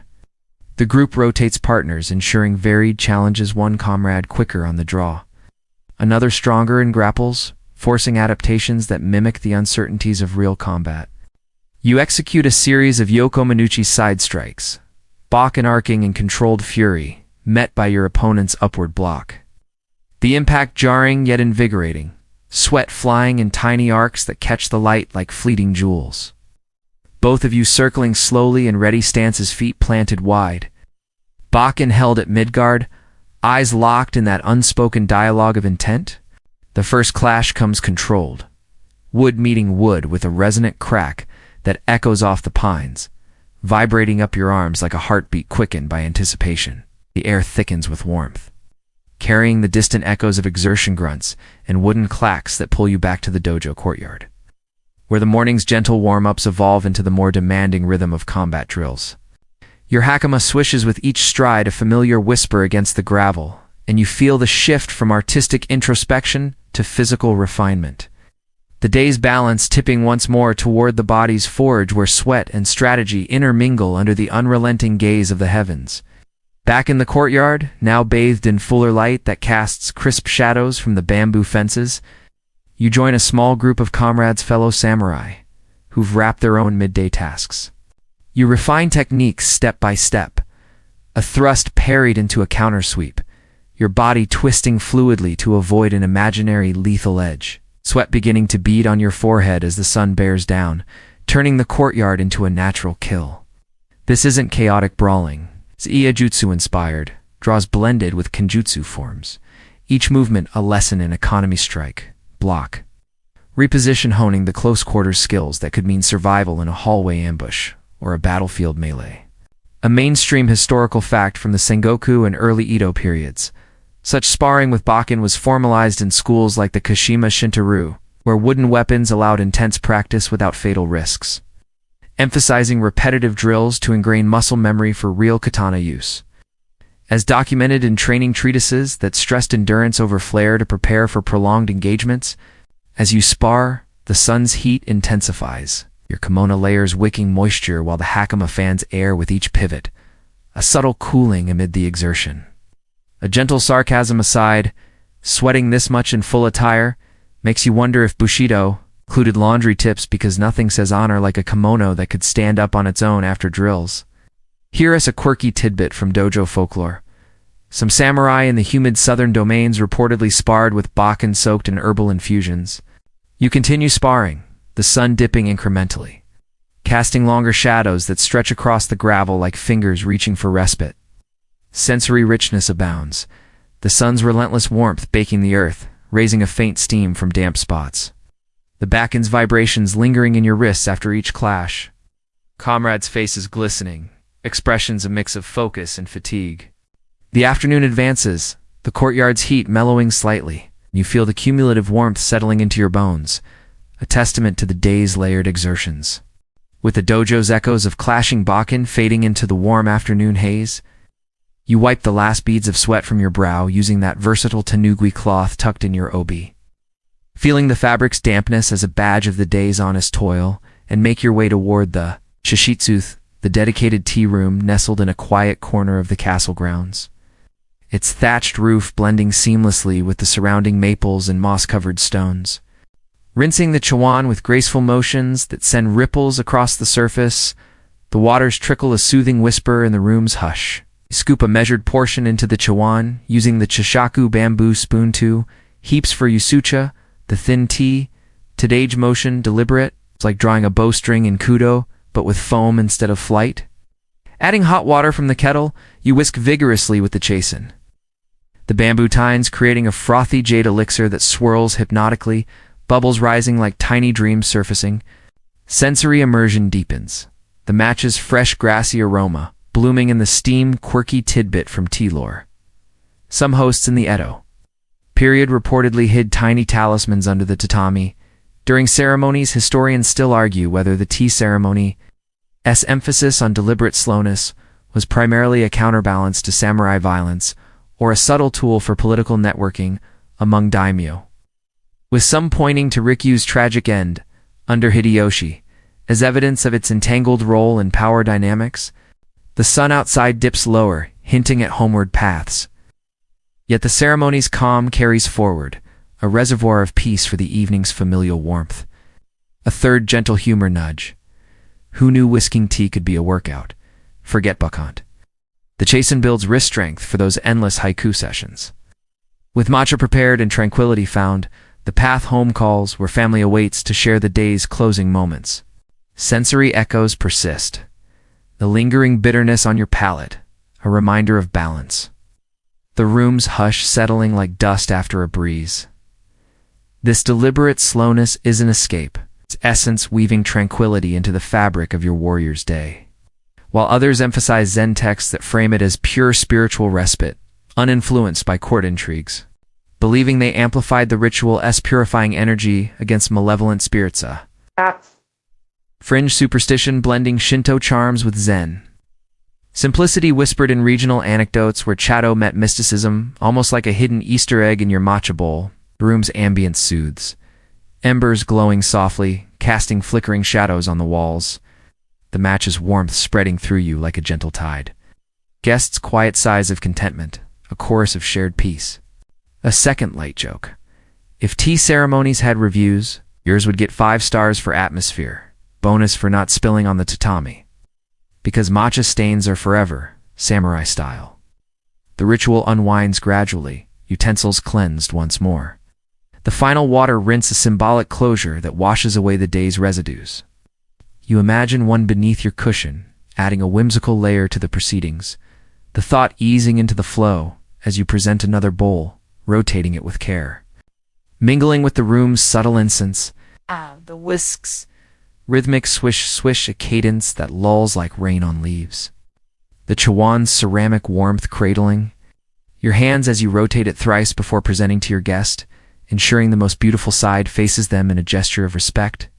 Your guests arrive one by one, bowing as they enter, shedding their swords at the door to embrace this sanctuary of peace. Remember how you left your bakken in the courtyard. A mainstream historical fact woven into Chado's fabric. The tea masters Sen-no Rikyu in the late 16th century codified many of these elements, elevating the ceremony from a social pastime to a profound expression of Zen. Aesthetics during the Azusa Momo era influencing samurai culture by promoting harmony, respect, purity, and tranquility. As antidotes to wartime chaos as detailed in his teachings passed down through schools like Urasenke, you serve the matcha with a bow, your guest receiving it with both hands, sipping slowly to savor the bittersweet layers that ground the spirit in the present moment. Here, even metaphorical weapons are set aside. You eat yours delicately, the confection melting on your tongue with hints of azuki bean paste, a tiny luxury in the day's disciplined flow. Gentle sarcasm creeps in. Hosting tea like this makes you the ultimate barista of feudal Japan, except, instead of latte art, foam with a side of philosophy, and no one's tipping in gold coins. You smile inwardly, the humor a light bubble amid the calm. As you refill the kettle, water boiling with a pine needle song that signals the next round. As host, you kindle the charcoal in the row hearth, if it's a formal chano-yu. Arranging the glowing embers with tongs, their subtle crackle building heat for the kettle without haste. The air warms gradually, carrying hints of pine from the fuel, a sensory blanket that eases any residual tension from your muscles, still humming faintly from afternoon drills. The path winds gently, gravel crunching under your waraji, like a soft percussion leading to serenity. The sun's rays filtering through leaves in dappled patterns that dance on the ground, inviting you to slow your pace even further. This transition feels like exhaling after a long-held breath. The combat drill's intensity giving way to the tea ceremony's deliberate slowness, a ritual that wraps tranquility around you like a silk kimono after a storm. You slide open the low entrance door, a humble nijiriguchi designed to make even the mightiest warrior bow low upon entering, symbolizing equality and humility before the art of chado, the way of tea. Stooping to pass through, you leave the outside world behind, the room's interior enveloping you in subdued elegance. Tatami mats underfoot, their fresh rush scent mingling with the faint, earthy aroma of charcoal in the sunken hearth. A single hanging scroll in the tokonoma alcove, perhaps depicting a misty mountain to evoke wabi-sabi's imperfect beauty. And the utensils laid out with precision, a chowan bowl, bamboo whisk, an iron kettle humming softly over the embers. Whether hosting or attending today, let's say you're re-hosting a small gathering for a few select comrades, or perhaps your daimyo's advisor. The ritual unfolds with meticulous care each step, a meditation that quiets the mind's chatter from earlier spars and strategies. You begin by purifying the space and tools, dipping a bamboo ladle into cool water from the mizusashi jar. Now comes the preparation of matcha. That vibrant green powder ground from shaded tea leaves, a cornerstone of the ceremony since its refinement in the Muromachi period. This isn't rushed indulgence. It's a dance of mindfulness, where time stretches and the ritual's slowness. Allowing conversations to unfold softly, perhaps a murmured appreciation of the season's fleeting beauty, or a shared reflection on Bushido's quieter virtues. As the gathering progresses, guests might include that comrade from sparring, his earlier intensity softened. Here you offer seasonal wagashi sweets first, molded rice cakes shaped like blossoms or leaves, their subtle sweetness a prelude that tempers the tea's astringency. The ritual's deliberate slowness invites introspection. You might ponder a cone silently while whisking, finding tranquility in the foam's ephemeral peaks, much like the cherry blossoms you hiked earlier. Conversations remain subdued, touching on nature's cycles or artistic pursuits, never veering into politics that could shatter the harmony here. In this space, uncertainties fade like steam dissipating. You continue the chado, transitioning to koicha, if the gathering formalizes thicker matcha. Kneaded rather than whisked, shared from one bowl in a circle of trust, each sip a bond renewed. As guests depart with bows and murmured thanks, you linger a moment, folding the utensils away. The chishitsu's tranquility lingering on your skin like evening dew. One final purification of the space, and you rise, the ritual's glow softening the transition to twilight's embrace. With the tea ceremony's lingering tranquility settling in your veins like a warm current easing downstream, you step out from the chishitsu into the softening light of late afternoon. The sun dipping toward the horizon in a lazy arc that paints the castle paths in amber hues. Shadows stretching long like fingers reaching for rest, revealing the warm interior lit by the soft flicker of Andon lamps' paper-shaded lanterns that cast a golden haze over the tatami floors, their oil wicks burning steadily without flare.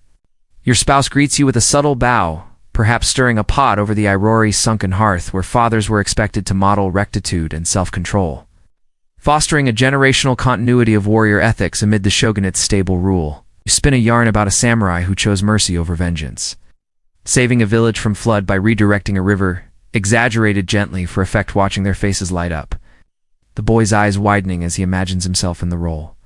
Sensory details envelop the scene, the hearth's subtle crackle, embers glowing like captured sunsets. The tea's mild warmth seeping through the cup into your palms, turning it into a game of who can hold the calm longest, laughter erupting when someone giggles first. Guidance comes naturally, advising the boy on respecting elders through a story of a young warrior who listened to his grandmother's wisdom, saving his clan from folly. You feel the day's cumulative warmth, from archery to artistry settling into contentment, these family moments a balm that renews your spirit for tomorrow's dawn. The family circle feels complete, a quiet triumph in the day's tapestry, where Bushido flows from parent to child like a inherited blade, honed gently through evenings like this. A third joke for the winding down. Who knew bedtime stories could double as ethics class? Skip the monsters under the bed, you've got honor to uphold instead. With moments shared and values sown, the path leads to dinner's reflective pause. The hearth's glow, beckoning nourishment for body and soul alike. Sensory richness persists. The origami paper's faint crinkle as it's refolded. The tea's cooling dregs, leaving a herbal trace on your lips. The children's warm weight shifting as they nestle closer. Stories winding down like a scroll being rolled. Imparting values here isn't forced. It's organic, sprouting from love and legacy. The home a microcosm of the larger domain's order. Your daughter practices her bow, and you adjust her form gently, linking it to courtesy's grace. These exchanges build bonds, the family's shared space, a sanctuary where Bushido isn't abstract but lived, breathed in, every interaction. A second gentle humor nudge. Sharing stories with kids means you re-basically a one-man theater troupe, props optional. But dramatic pause is mandatory for that epic effect. The room's ambience soothes. Lanterns flickering shadows that play on the walls like silent puppets. The faint sizzle from the hearth as dinner simmers. The children's soft breath syncing with yours, a family harmony that echoes the communal lunch's camaraderie, but in miniature. Historians still argue whether such evening family interactions truly instilled Bushido uniformly across classes or varied by region. with some evidence from merchant-adopted samurai diaries suggesting urban households leaned more toward scholarly tales, while rural ones emphasized practical virtues like farming alongside fighting, influenced by local Shinto practices versus centralized Confucian ideals. Children's laughter bubbling softly, a melody that softens the day's edges like butter on warm rice. The scent of simmering vegetables wafting up in earthy waves that mingle with the tatami's grassy undertone, a comforting aroma that signals the end of solitary endeavors. Your daughter might present a folded origami crane, and you praise her patience, linking it to benevolence, one of Bushido's pillars. In perils, rolling dice carved from bone, the clatter on the table, a rhythmic counterpoint to the story's flow. Your spouse contributes, perhaps recounting a folktale from her own childhood. Voices intertwining like threads in a loom, imparting values of loyalty through characters who endure trials with grace. The children absorb it all, their small forms leaning against you. The contact warm and grounding, a reminder that family is the quiet fortress in a samurai's life. It's a quirky tidbit from household lore. Some families in the Kyoto region reportedly hid Bushido maxims inside, origami figures unfolding them as surprises during games, a fringe tradition blending craft with moral education. It's almost like fortune cookies, with a feudal twist dispensing wisdom instead of lottery numbers. These interactions aren't lectures. They're immersive, a shared tapestry where values seep in through play and presence. The room's intimacy a cocoon against the world's uncertainties. A light joke slips in. Imparting Bushido to kids is like teaching cats to fetch. They get the idea, but expect a few playful swats along the way. You chuckle together, the humor a bridge that keeps the mood airy, preventing the weight of tradition from feeling burdensome. Children, if you have them. Say a young son eager for tales and a daughter practicing her own small rituals, look up from their play or studies. Eyes bright with the uncomplicated joy of your arrival. You remove your sandals at the Genkin entry, feeling the cool wood underfoot, and settle into the main room. Folding your legs beneath you on a zabuton, the cushion yielding softly like a sigh after the courtyard's gravel. The air cool, subtly carrying the faint chirp of evening insects awakening in the gardens, and you make your way homeward perhaps. A modest residence within the castle compound or a nearby hainer separate. House if your status allows its tiled roof visible through the trees like a familiar beacon. This return isn't a hurried march. It's a gentle unwind your steps, syncing with the day's fading rhythm, the hakama swish. A soft accompaniment as you cross thresholds from duty to domesticity, where the Bushido code extends into the hearth's quiet glow. You slide open the Fusuma door to your home, the wood gliding smoothly on its tracks. Sharing moments begin simply. You inquire about their day with gentle questions, your voice low and unhurried, drawing out stories of lessons learned or games played in the yard. Your spouse might share a detail from market visits bartering for fresh tofu or silk threads while handing you a cup of weak tea, its steam curling lazily, a domestic echo of the chado you just hosted. The children cluster closer. Perhaps the boy clutching a wooden toy sword carved in imitation of your own, his small hands mimicking grips you've taught him during quieter weekends.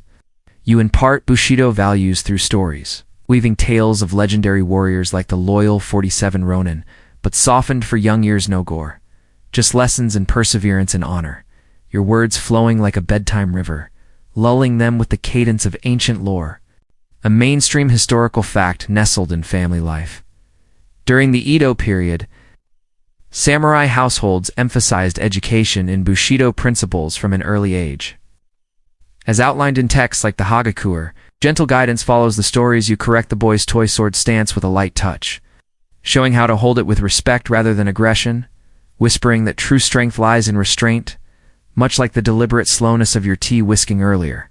As evening deepens, you might join in a simple game, perhaps Shugoroku, a board game of paths. You continue sharing, perhaps demonstrating a basic breathing exercise from your dawn. Routine guiding their small chests to rise and fall and sync moments unfold unhurriedly. You help your spouse prepare a light snack. Slicing cucumbers with a small knife, the crisp snaps, adding texture to the evening's quiet. The evening's light dims further, lanterns taking prominence, their glow casting a cozy intimacy that invites yawns from the little ones. As tales conclude, you tousle the boy's hair, promising more adventures tomorrow, the guidance lingering like incense smoke. With the family's laughter still echoing softly in the room like the last notes of a shamisen string fading into twilight, you transition seamlessly to the evening's nourishment. The hearth's glow drawing you all together around the low chabudai table where a modest supper awaits. Its aromas weaving through the air like threads of contentment after a day well lived. Or fresh bamboo shoots and spring simmered lightly in a dashi broth until tender, their natural flavors shining through with just a hint of soy for depth. Each bite is deliberate, the crunch yielding to softness on your tongue, a textural dance that grounds you in the present while savoring the earth's quiet gifts. You share these gently with your spouse, perhaps pondering aloud how a missed arrow in practice mirrors life's inevitable imperfections, drawing a parallel to Bushido's call for continual self-improvement without self-reproach. The children listen wide-eyed, absorbing the wisdom like sponges. Their small questions, "Father, does the daimyo reflect too?" While others interpret them as intimate escapes from public duties, influenced by regional variations like Zen-heavy Kyoto households versus more pragmatic frontier ones, you continue savoring the meal's simplicity, a mirror to life's essentials, nourishment for the body, fueling contemplation for the soul. Tomorrow's duties looming not as burdens but as continuations of today's threads. A light joke eases the mood. Reflecting on the day over sake is like reviewing a scroll of your own haiku, some lines profound, others just a bit wobbly from the afternoon sun. The family circle feels fortified, tomorrow's duties a horizon lit by today's insights. A third joke for the supper's end. Savoring seasonal veggies makes you wonder, did samurai ever wish for dessert, or was reflection the sweetest course? With supper savored and reflection shared, the path leads to unwinding, soothing embrace, the Beth's steam calling like a promise of renewal. Your family smiles, the humor a gentle ripple that keeps reflection from turning somber, allowing lessons to settle like sake in the cup, sparking deeper insights that you answer with patience, turning supper into a forum for tomorrow's duties. Where plans for patrols or poetry might be sketched in words over rice, you ponder aloud the morrow's potential, counsel with the daimyo, or further drills framing duties as opportunities for growth, your words, imparting quiet resolve to the children who nod sleepily, their reflections simpler. A well-thrown stone in the garden pond rippling like life's choices. The hearth's embers dim slightly, casting flickering patterns that dance with your thoughts. The room's hush broken only by the occasional sip or chopstick set down. Sensory richness abounds, the sake's lingering warmth in your throat, a subtle glow that mirrors the lanterns. The vegetable's broth absorbed into the rice, creating a comforting mush. Family breath sinking in the reflective pause, a collective unwind that binds you all. Sensory details immerse you, the sake's subtle burn on your lips cooling as you swallow. The vegetable's steam curling upward, moderation ensures clarity remains. No fog from excess to cloud the duties ahead. A second gentle humor nudge. If supper reflections were battles, yours would win with strategy over strength. No need for katana when vegetables conquer fatigue. Your spouse clears the table with your help, the motions fluid and shared. Reflection lingering in companionable silence, the children's yawns, signaling the evening's gentle close, carrying hints of ginger, if added for warmth. The tables would grain under your elbows, worn smooth from countless evenings like this, a tactile anchor in the reflective flow.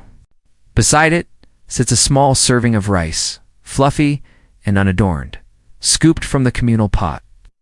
Its warmth seeping into your palms through the lacquered bowl like a gentle embrace after the tea ceremony is formal poise. You savor the interplay of flavors, the lotus root's mild nuttiness blending with the rice's neutrality. A modest symphony that sustains without satiating to slumber. Reflection deepens. You might recall a quirky tidbit from clan lore. It's like how some samurai in the northern provinces infuse their sake with mountain herbs for purported clarity of thought. A fringe custom believed to sharpen dreams of strategy, almost like a herbal nightcap, whispered in old journals where reflection met remedy, adding a whimsical layer to your sip as you imagine the faint alpine notes enhancing your musings. The family chimes in, your spouse sharing her own day's insights, perhaps a neighbor's tale of harvest woes, prompting you to reflect on benevolence toward the peasants who till the lands supporting your domain. Your family joins in the rhythm, children mimicking your measured pace. The table alive with the soft clinks of utensils and occasional murmurs of appreciation, turning supper into a shared meditation on gratitude. The sun has dipped below the horizon now, leaving the sky a canvas of deepening indigo streaked with the final hints of rose. And the lantern's warm light bathes the space in a cozy intimacy, shadows playing gently on the Fusima panels as you settle in, your spouse portioning out the meal with practiced grace.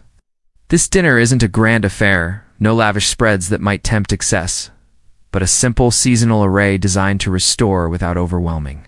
Reflecting the Bushido principle of moderation that tempers both body and spirit amid life's fleeting cycles, starting with a bowl of steamed seasonal vegetables perhaps, burdock root and lotus slices in autumn, splash of sake follows in moderation, a small ceramic cup filled halfway.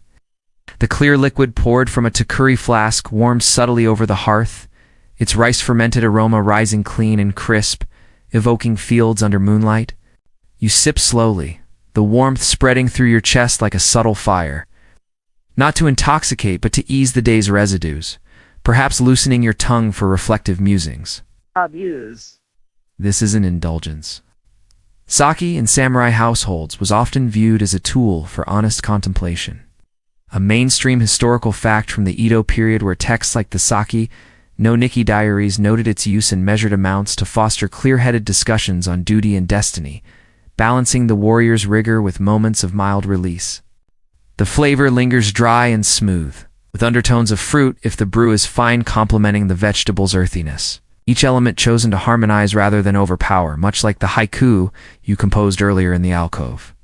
As you eat, reflection begins to unfold naturally, your mind wandering back over the day's lessons, the Zen breaths at dawn that centered your spirit, the archery draws that tested your focus, the administrative scrolls that demanded wisdom, and the sparring clashes that refined your resilience. Moderation guides every pour and portion another cup of sake, only if the conversation flows fruitfully, never tipping into excess that could dull the senses for the morrow's early rise. Historians still argue whether such evening reflections over supper were primarily personal catharsis or familial indoctrination of Bushido, with some Idawara family records suggesting they reinforced hierarchical loyalty through shared narratives. The supper progresses unhurriedly, vegetables giving way to a final spoonful of rice, perhaps topped with a pickled plum for that tangy close, its sourness a wakeful note amid the warmth. As plates clear, you feel the day's full arc, from dawn's ablutions to this modest feast, culminating in contentment. Lessons distilled like fine sake, ready to inform tomorrow's path. One final sip of sake, and you set the cup down. The meal's sustenance fueling a profound sense of readiness, lessons etched inwardly like calligraphy on the soul. With the supper's reflective warmth still nestling in your belly like a contented firefly in the dusk, you rise from the chibudai table, the family's soft goodnights trailing you as the children head to their futons under your spouse's watchful eye. The room's lanterns dimming to a gentle flicker that signals the day's true unwind. Square basin crafted from hinoki cypress, its wood pale and smooth, designed to hold heat like a loyal retainer holds secrets. Around 40 degrees Celsius, enveloping your legs first, then torso up to your neck, as you sink in with a sigh that echoes off the wooden walls. The heat penetrates immediately, a gentle assault on knotted muscles, or loosening the tension from afternoon drills where your shoulders bore the bakken, its repeated impacts. Remember those clashes in the courtyard? Would like thunderclaps, like samurai style without the frills? You chuckle inwardly, the sound muffled by the steam. As you stretch your arms underwater, feeling joints pop faintly in release, the battle-hardened frame you've built through kata and kudo, yielding to relaxation's tender mercy, in fingers underwater, the warmth of balm that erases the subtle aches from hauling scrolls or hosting tea. The bathist's ease carries forward, muscles lax and mind clear, ready for poetry or prayers. A second light joke. If a Furo Tubbs could talk, he'd probably complain about all the sweat stories they soak up therapist of the samurai world. No appointments needed. Your spouse might join you later, or have bathed earlier, but for now, the solitude of post-soak calm lets you reflect once more. The day's battles, literal and figurative, cleansed away in waves of warmth.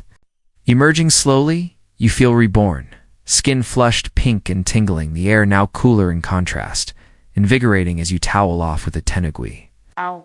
Its cotton absorbing the droplets like thirsty earth after rain. Ass. One final stretch, arms overhead, and the unwind completes.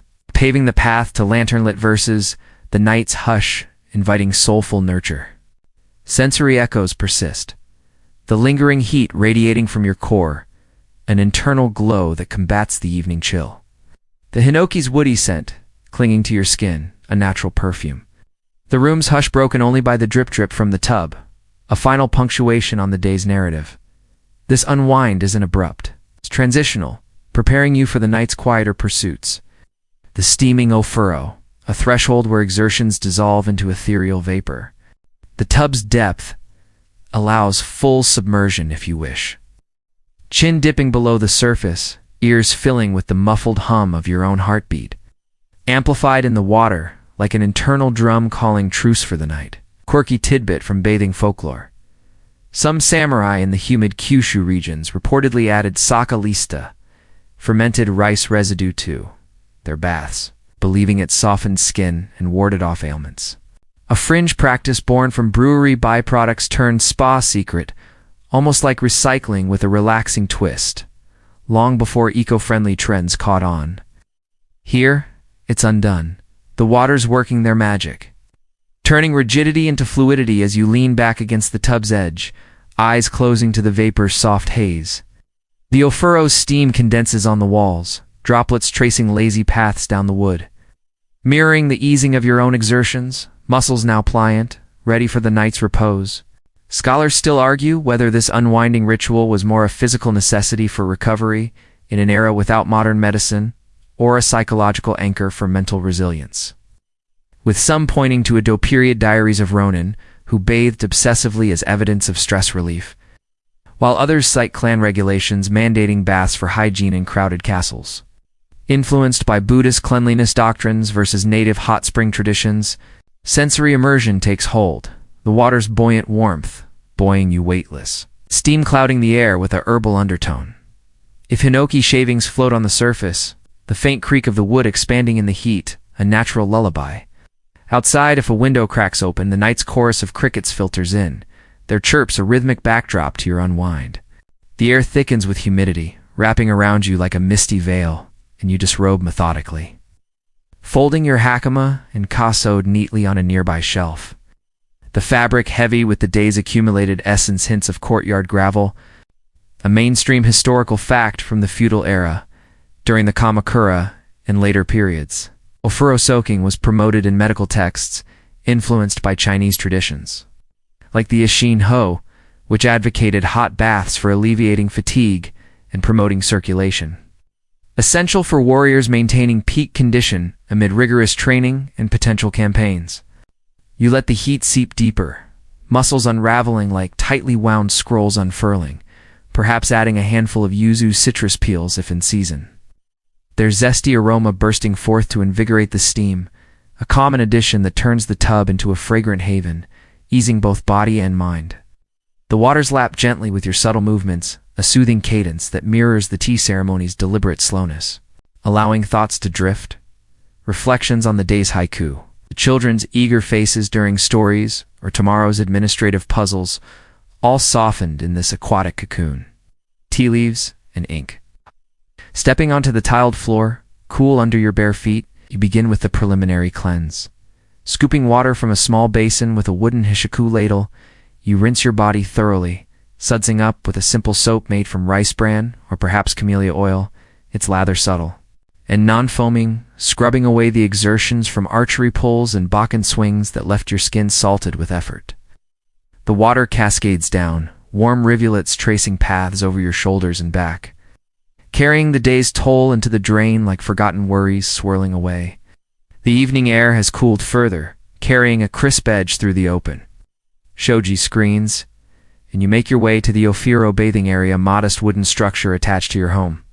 Its cedar planks, exuding a faint resinous scent that promises solace after hours of disciplined motion.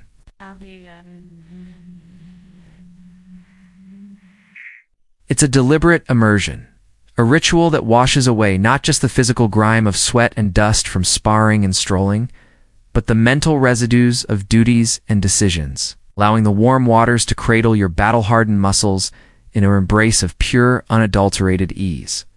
You slide open the door to the bathing room, the steam already rising faintly from the ofuro tub, if your spouse has prepared it ahead.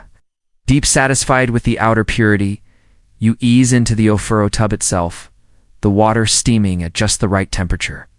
Hot enough to soothe without scalding. This bathing ritual isn't mere hygiene. It's a cornerstone of samurai well-being, blending Shinto purification ideals with practical recovery. A gentle sarcasm aside, soaking like this makes you wonder if modern folks with their bubble baths and bath bombs are onto something. Or maybe they read just overcomplicating what a good steam and silence can achieve. You linger. The heat drawing out impurities and a light sweat that mingles with the water, cleansing from within as much as without. Your breaths deepening into meditative sighs that echo your dawn zenful circles in a day's cycle. The water's cool, imperceptibly, a signal to emerge. But you savor a few more moments, flexing toes. You don a light yukata robe. It's cotton loose and breathable, tying the sash loosely as you step back into the main room. The family's futons already laid out, their forms settling under quilts. The evening deepens, lanterns flickering lower, and you feel the profound release. Battle-hardened no longer, but humanly restored, the water's gift lingering like a whispered promise of renewal. With the ofuro's steamy embrace still flushing your skin in a lingering glow like the embers of a hearth refusing to fade, you slip back into the main room where the lanterns cast a soft amber veil over the tatami, their paper shades, diffusing light into a hush that invites the night's quieter pursuits. Seated in seiza, once more knees folded, back straight, yet relaxed from the bath's unwinding, you begin reciting waka, those 31-syllable poems that capture life's ephemera and elegant brevity. 5757. A collection of ancient poems that you unroll with reverence, the parchment's texture smooth under your fingers. Its scent of old ink, evoking centuries of similar evenings. You read aloud a verse by Ono no Kamachi, or words on love's transience mirroring the cherry blossoms you haiku-d earlier. The flowers withered, their color faded away, and never interrupt with snores. Unlike certain family members after supper, you smile faintly, the humor a soft bubble in the hush preventing the recitals from feeling too solemn as you turn the scroll, delving into a section of classical texts, perhaps excerpts from the Tale of Genji. Reading passages on fleeting beauty that resonate with your own reflections on tomorrow's duties. The evening light is fading and the wild geese cry. As they wing their way southward, over the mountain's rim, the night's hush deepens, the recitals a bridge to final preparations, soul fortified for dreams of honor in tomorrow's dawn. A second gentle humor nudge. If waka verses were recipes, they'd be all soul food, no calories, just endless servings of serenity. Your spouse might share one last line. If awake, the exchange a tender close. The alcove's intimacy a sanctuary where classical texts breathe life anew under lantern light. Your voice trails off, leaving a resonant silence that amplifies the night's quiet. The soul feeling replenished, lighter, as if the poetry has siphoned away any lingering unrest from the day's uncertainties. One final recitation under your breath, and you feel the profound peace ready for the futon's embrace, the day's poetic coda, sealing it in grace. A third joke for the hush. Reciting by lantern makes you a nighttime bard. Forget applause. The crickets are your adoring fans, chirping their reviews. With soul nurtured and verses savored, the bedtime rituals beckon, the night's quiet unfolding like a final scroll. Sensory richness deepens, the scroll's faint musty aroma, blending with incense if lit. The lantern's heat warming your face subtly. The hush enveloping you like a quilt, broken only by your measured breaths, syncing with the verse's rhythm. This isn't obligatory recitation, it's voluntary nurture. A balm that prepares the spirit for slumber, weaving literary threads into the fabric of your being. The act is immersive, your voice modulating to capture the poetry's nuance, rising slightly on evocative images. Falling into whispers for introspective lines, creating an auditory tapestry that soothes the mind's edges. Worn from administrative debates or sparring strategies. If alone, it's a dialogue with self. Shared, a bonding whisper, your spouse responding with her own verse, the exchange a quiet duet that strengthens marital harmony amid feudal life's demands. While meaninglessly, I spent my days in the world. And the long rains were falling. Believing the rising smoke carried the poems to ancestral kami for blessings, fringe ritual blending Shinto spirituality with literary art, almost like scented speed reading, whispered in aesthetic circles where incense doubled as a poetic hourglass. With some pointing to Heianira court diaries where waka exchanges sealed alliances, suggesting social utility, while others cite Zen-influenced Muromachi texts that frame them as pure soul cultivation, detached from worldly gain, varying by era from war-torn sengoku, improvisation, to peaceful Tokugawa formality. You delve deeper reading a classical passage on nature cycles, the words evoking the gardens. Nightfall hushed the rustle of leaves in a breeze. The pond's subtle ripple tying the poetry to your immediate world. Nurturing a profound connection that feeds the inner self much like the midday meal nourished the body. You might light a stick yourself, watching the thin trail curl upward, imagining your words ascending with it, adding a mystical layer to the recitals as the fragrance of sandalwood infuses the air, enhancing the soul-nurturing ambience. The lantern's glow intensifies the effect, illuminating the scroll's characters in a golden hue that makes them seem alive, dancing faintly with the flame. Your delivery is gentle, the ASMR-like quality of your tones soft, rhythmic, with pauses for emphasis lulling the room into deeper calm, perhaps even drawing a sleepy murmur from the children if they stir. Sensory details envelop you. The lantern's flame dancing, casting elongated shadows that play across the scroll like living illustrations. The tatami's springy give under your weight, grounding you. The night's hush outside, broken only by a cricket's intermittent song, a natural harmony to your recitals. Your voice emerges low and measured, a sleepy cadence that resonates in the room's intimacy. As the moon rises, shadows lengthen on the path. Silent thoughts converge, a mainstream historical fact from the Heian and Kamakura periods onward. Waka and tanka were integral to warrior education, as evidenced in compilations like the Manyoshu, where samurai composed verses to cultivate emotional intelligence and eloquence, skills that complemented Bushido by fostering empathy and clarity in communication, especially during the Muromachi era, when poetry circles became common among the elite to navigate courtly intrigues without overt conflict. You continue reciting, perhaps improvising a waka inspired by the day. Dawn's breath awakens. Sword swings in morning light. Tea steams in silence. Family's laughter echoes. Night claims its peaceful reign. The verses flow effortlessly, each one a mini meditation that nurtures your soul, easing the transition from activity to rest. The lantern light warming the paper as if igniting the words anew. In the heart's quiet chamber, dreams weave their silver threads. The words hang in the air, each syllable a brushstroke on the canvas of night. Drawing from the tanka tradition that blends observation with emotion, a form beloved for its accessibility and depth. This isn't performative theater, it's introspective nourishment. The recital's a way to process the day's events, the archery's focused intent. The tea's deliberate grace through poetic lens, turning experiences into verses that soothe the spirit. The family has settled the children tucked under their futons, breathing evenly in slumbers. Grasp your spouse, perhaps mending a garment by the aurora's dying coals. When you claim a corner alcove, a small space defined by a low screen, and a simple shelf holding cherished scrolls. As the air carries a cool serenity now, laced with the faint woody aftermath of your bath and the distant croak of frogs from the garden pond, signaling nightfall's quiet dominion.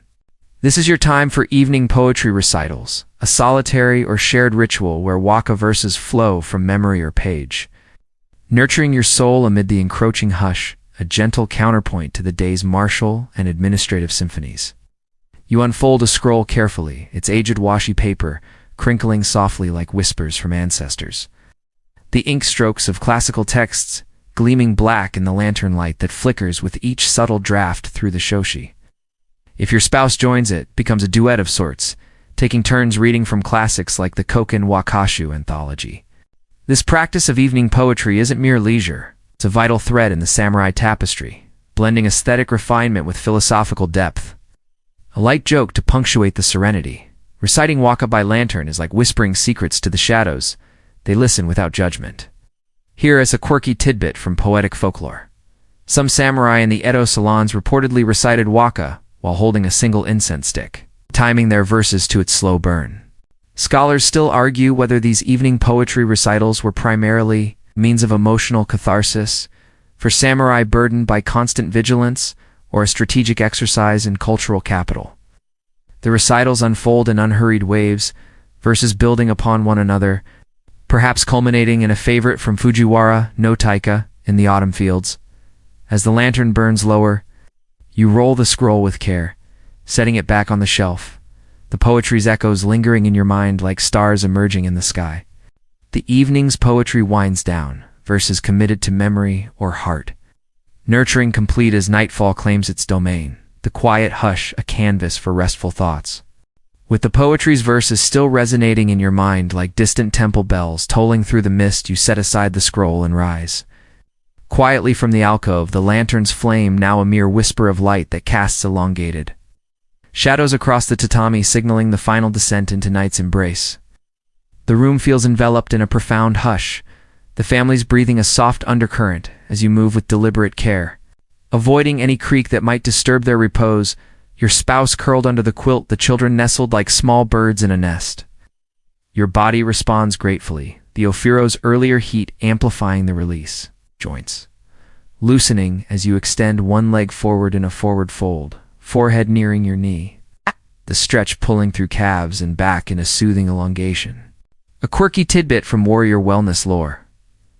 Some samurai in the coastal clans reportedly concluded stretches with a visualization of ocean waves washing over them, believing it flushed out stagnant ki energy, a fringe belief tied to Shinto nature worship. Almost like mental hydrotherapy, imagine tides carrying away fatigue as you hold the pose, mind drifting to serene seascapes. Sensory immersion deepens. The altars would warmed by the lantern, smooth under your bowed head. The faint echo of your whispers in the room's hush. The futsun's nearby invitation, its quilt folded back like an open arm. Gentle sarcasm aside, praying for honorable dreams makes you wonder if the kami ever send comedic ones instead, like dueling with a bakken against a mischievous tanuki spirit just to keep things light in the afterlife. The room fades, senses dimming, quilts wait secure, tatami scent fading, hush deepening to silence. This preparation seals the day, body and spirit aligned for dawn's renewal, slumber claiming you with visions of Bushido's enduring light. You smile inwardly, rising from the bow, the humor a fleeting spark in the solemnity, ensuring the ritual nurtures without overwhelming. This bedtime preparation isn't a rushed conclusion, but a mindful ritual, a seamless extension of the day's disciplined flow. You slip under the quilt, the futon's embrace firm yet yielding. Body aligning on its side or back, breath slowing as the tatami's subtle give cradles you. Drifting begins almost immediately, thoughts meandering to dreams of loyalty, perhaps leading a charge with unwavering resolve, or counseling your lord with wisdom that averts Waranor, the guiding star in slumber's sky. The night's hush envelops fully, crickets outside a distant chorus. Your mind easing into the void where regeneration awaits, the day's cycle complete in this quiet surrender. You continue, rising to a standing lunge, 1 foot forward, sinking into the hip opener that releases the psoas muscle seat of instinctual responses, preparing for dreams untroubled by unrest. The movements flow fluidly, each one a silent gratitude to your vessel, the tatami providing a firm yet forgiving base that absorbs the subtle shifts without noise. Where you lay out your futon on the woven mats, perform those final stretches and prayers and allow slumber to claim you with dreams woven from threads of honor and loyalty.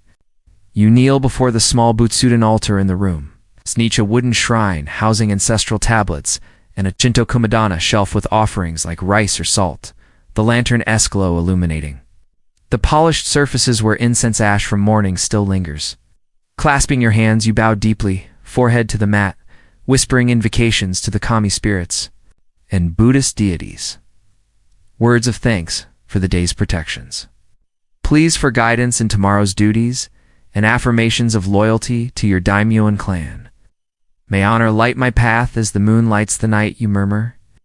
The prayer, a personal blend of traditions, Shinto for harmony with nature, Zen for inner peace, common in samurai spirituality. The axe centers you further. The altar has faint bell chime if you ring it softly, resonating like a final note in the day's symphony. Invoking dreams of valor where you envision battles won through cunning and compassion, loyalty manifesting in vivid scenarios of service and sacrifice. The ultimate surrender to renewal. You approach the Tansu chest in the corner, its drawers sliding open, with a muted whisper revealing the neatly folded futon mattress stuffed with cotton batting, thin, yet supportive. Designed for the samurai's preference for alertness, even in rest, no plush indulgences that might soften the resolve. Before settling, you perform final stretches standing first, arms extended overhead in a slow reach, toward the ceiling beams, feeling the vertebrae. Align with a subtle pop, easing any residual tension from the afternoon's Bakken spars or the tea ceremony's poised holds. Remember those combat drills under the sun, muscles straining in rhythmic clashes? Here, it's undone gently, a downward bend to touch your toes, hamstrings lengthening like bowstrings, released breaths deep and even. Echoing the dawn's meditative inhalations that started it all, you transition to a seated position on the futon, legs crossed, twisting your torso side to side with hands on opposite knees. The motion wringing out the day's exertions like water from a cloth. It's promoting circulation that aids recovery for tomorrow's demands. Unrolling it onto the tatami, you smooth the surface with broad strokes of your palms. The matte, springy texture yielding slightly under pressure, their grassy scent rising faintly like a meadow after rain, grounding you in this humble act. The quilt follows, a simple cake butin layered over. Its weight promising warmth against the night's encroaching chill seeping through the shoshi screens. Sensory details immerse you, the fabric's cool crispness warming quickly to your touch. The room's air now laced with the subtle camphor from the chest, a natural ward against moths. Outside, the garden's nocturnal symphony, wind rustling bamboo. An owl's distant hoot, filtering in as a lullaby that syncs with your movements. Positioning the futon near the family's, you create a shared sleeping space that reinforces bonds without intrusion. The arrangement a quiet testament to unity in a world of feudal separations. These stretches aren't vigorous. They're restorative, blending elements from Zen practices and martial warm-downs. A mainstream historical fact from the Edo period where samurai incorporated such routines is detailed in health. Manuals like the Yojoken by Ikekan Kaibara, emphasizing balance to prevent ailments from overexertion, ensuring longevity in service to one's lord. Scholars still argue whether these bedtime stretches were universally adopted or more prevalent among higher-ranking samurai with access to scholarly texts, with some evidence from Miramachera diaries suggesting Ashigaro foot soldiers favored quicker prayers over physical routines due to exhaustion, while Bushi, like you, integrated both for holistic preparation, influenced by Confucian ideals of body-mind harmony versus pure Buddhist asceticism, transitioning to prayers. These prayers aren't lengthy. They're sincere, lasting perhaps a few minutes. Eyes closed as you visualize your ancestors nodding approval, their ethereal presence a bridge to legacy. Final adjustments follow. Fluffing the Makura pillow, a small buckwheat-filled block for neck support. Promoting alertness, even in sleep. Panned, dimming the lantern to a bare glow, its wick trimmed with a quick snip. Yet before full drift, you perform one last stretch, supine arms overhead. Toes pointed, elongating the spine in a full-body yawn that releases any final kinks. Prayers echoing inwardly as loyalty's dreams beckon. As the lantern's final flicker dances across the tatami, casting elongated shadows that blend into the night's gentle veil, you feel the weight of the day easing away, each breath drawing you deeper into a serene expanse where worries dissolve like mist under the rising moon. The futon's embrace cradles you softly, the quilt a warm shroud against the cooling air, and your mind wanders through tranquil meadows of memory dawn's meditative breaths, the whisper of tea leaves and steam, family laughter echoing like distant bells. Let the rhythm of your heart beat slow, syncing with the garden's nocturnal symphony. Crickets chirping a lullaby that lures you toward dreams woven with threads of honor, where loyalty blooms eternal in fields of cherry petals drifting lazily. No haste now. Surrender to the hush. Eyelids heavy as autumn leaves falling, thoughts softening into whispers of gratitude for another day lived with purpose. The world outside fades, stars peeking through clouds like watchful guardians, promising renewal with the sun's return. Breathe in peace, exhale the remnants of exertion, and allow slumber to enfold you in its velvet arms. A quiet voyage into realms where samurai spirits roam free, unburdened and true. Sweet dreams await gentle wanderer in this timeless cycle of rest and rebirth.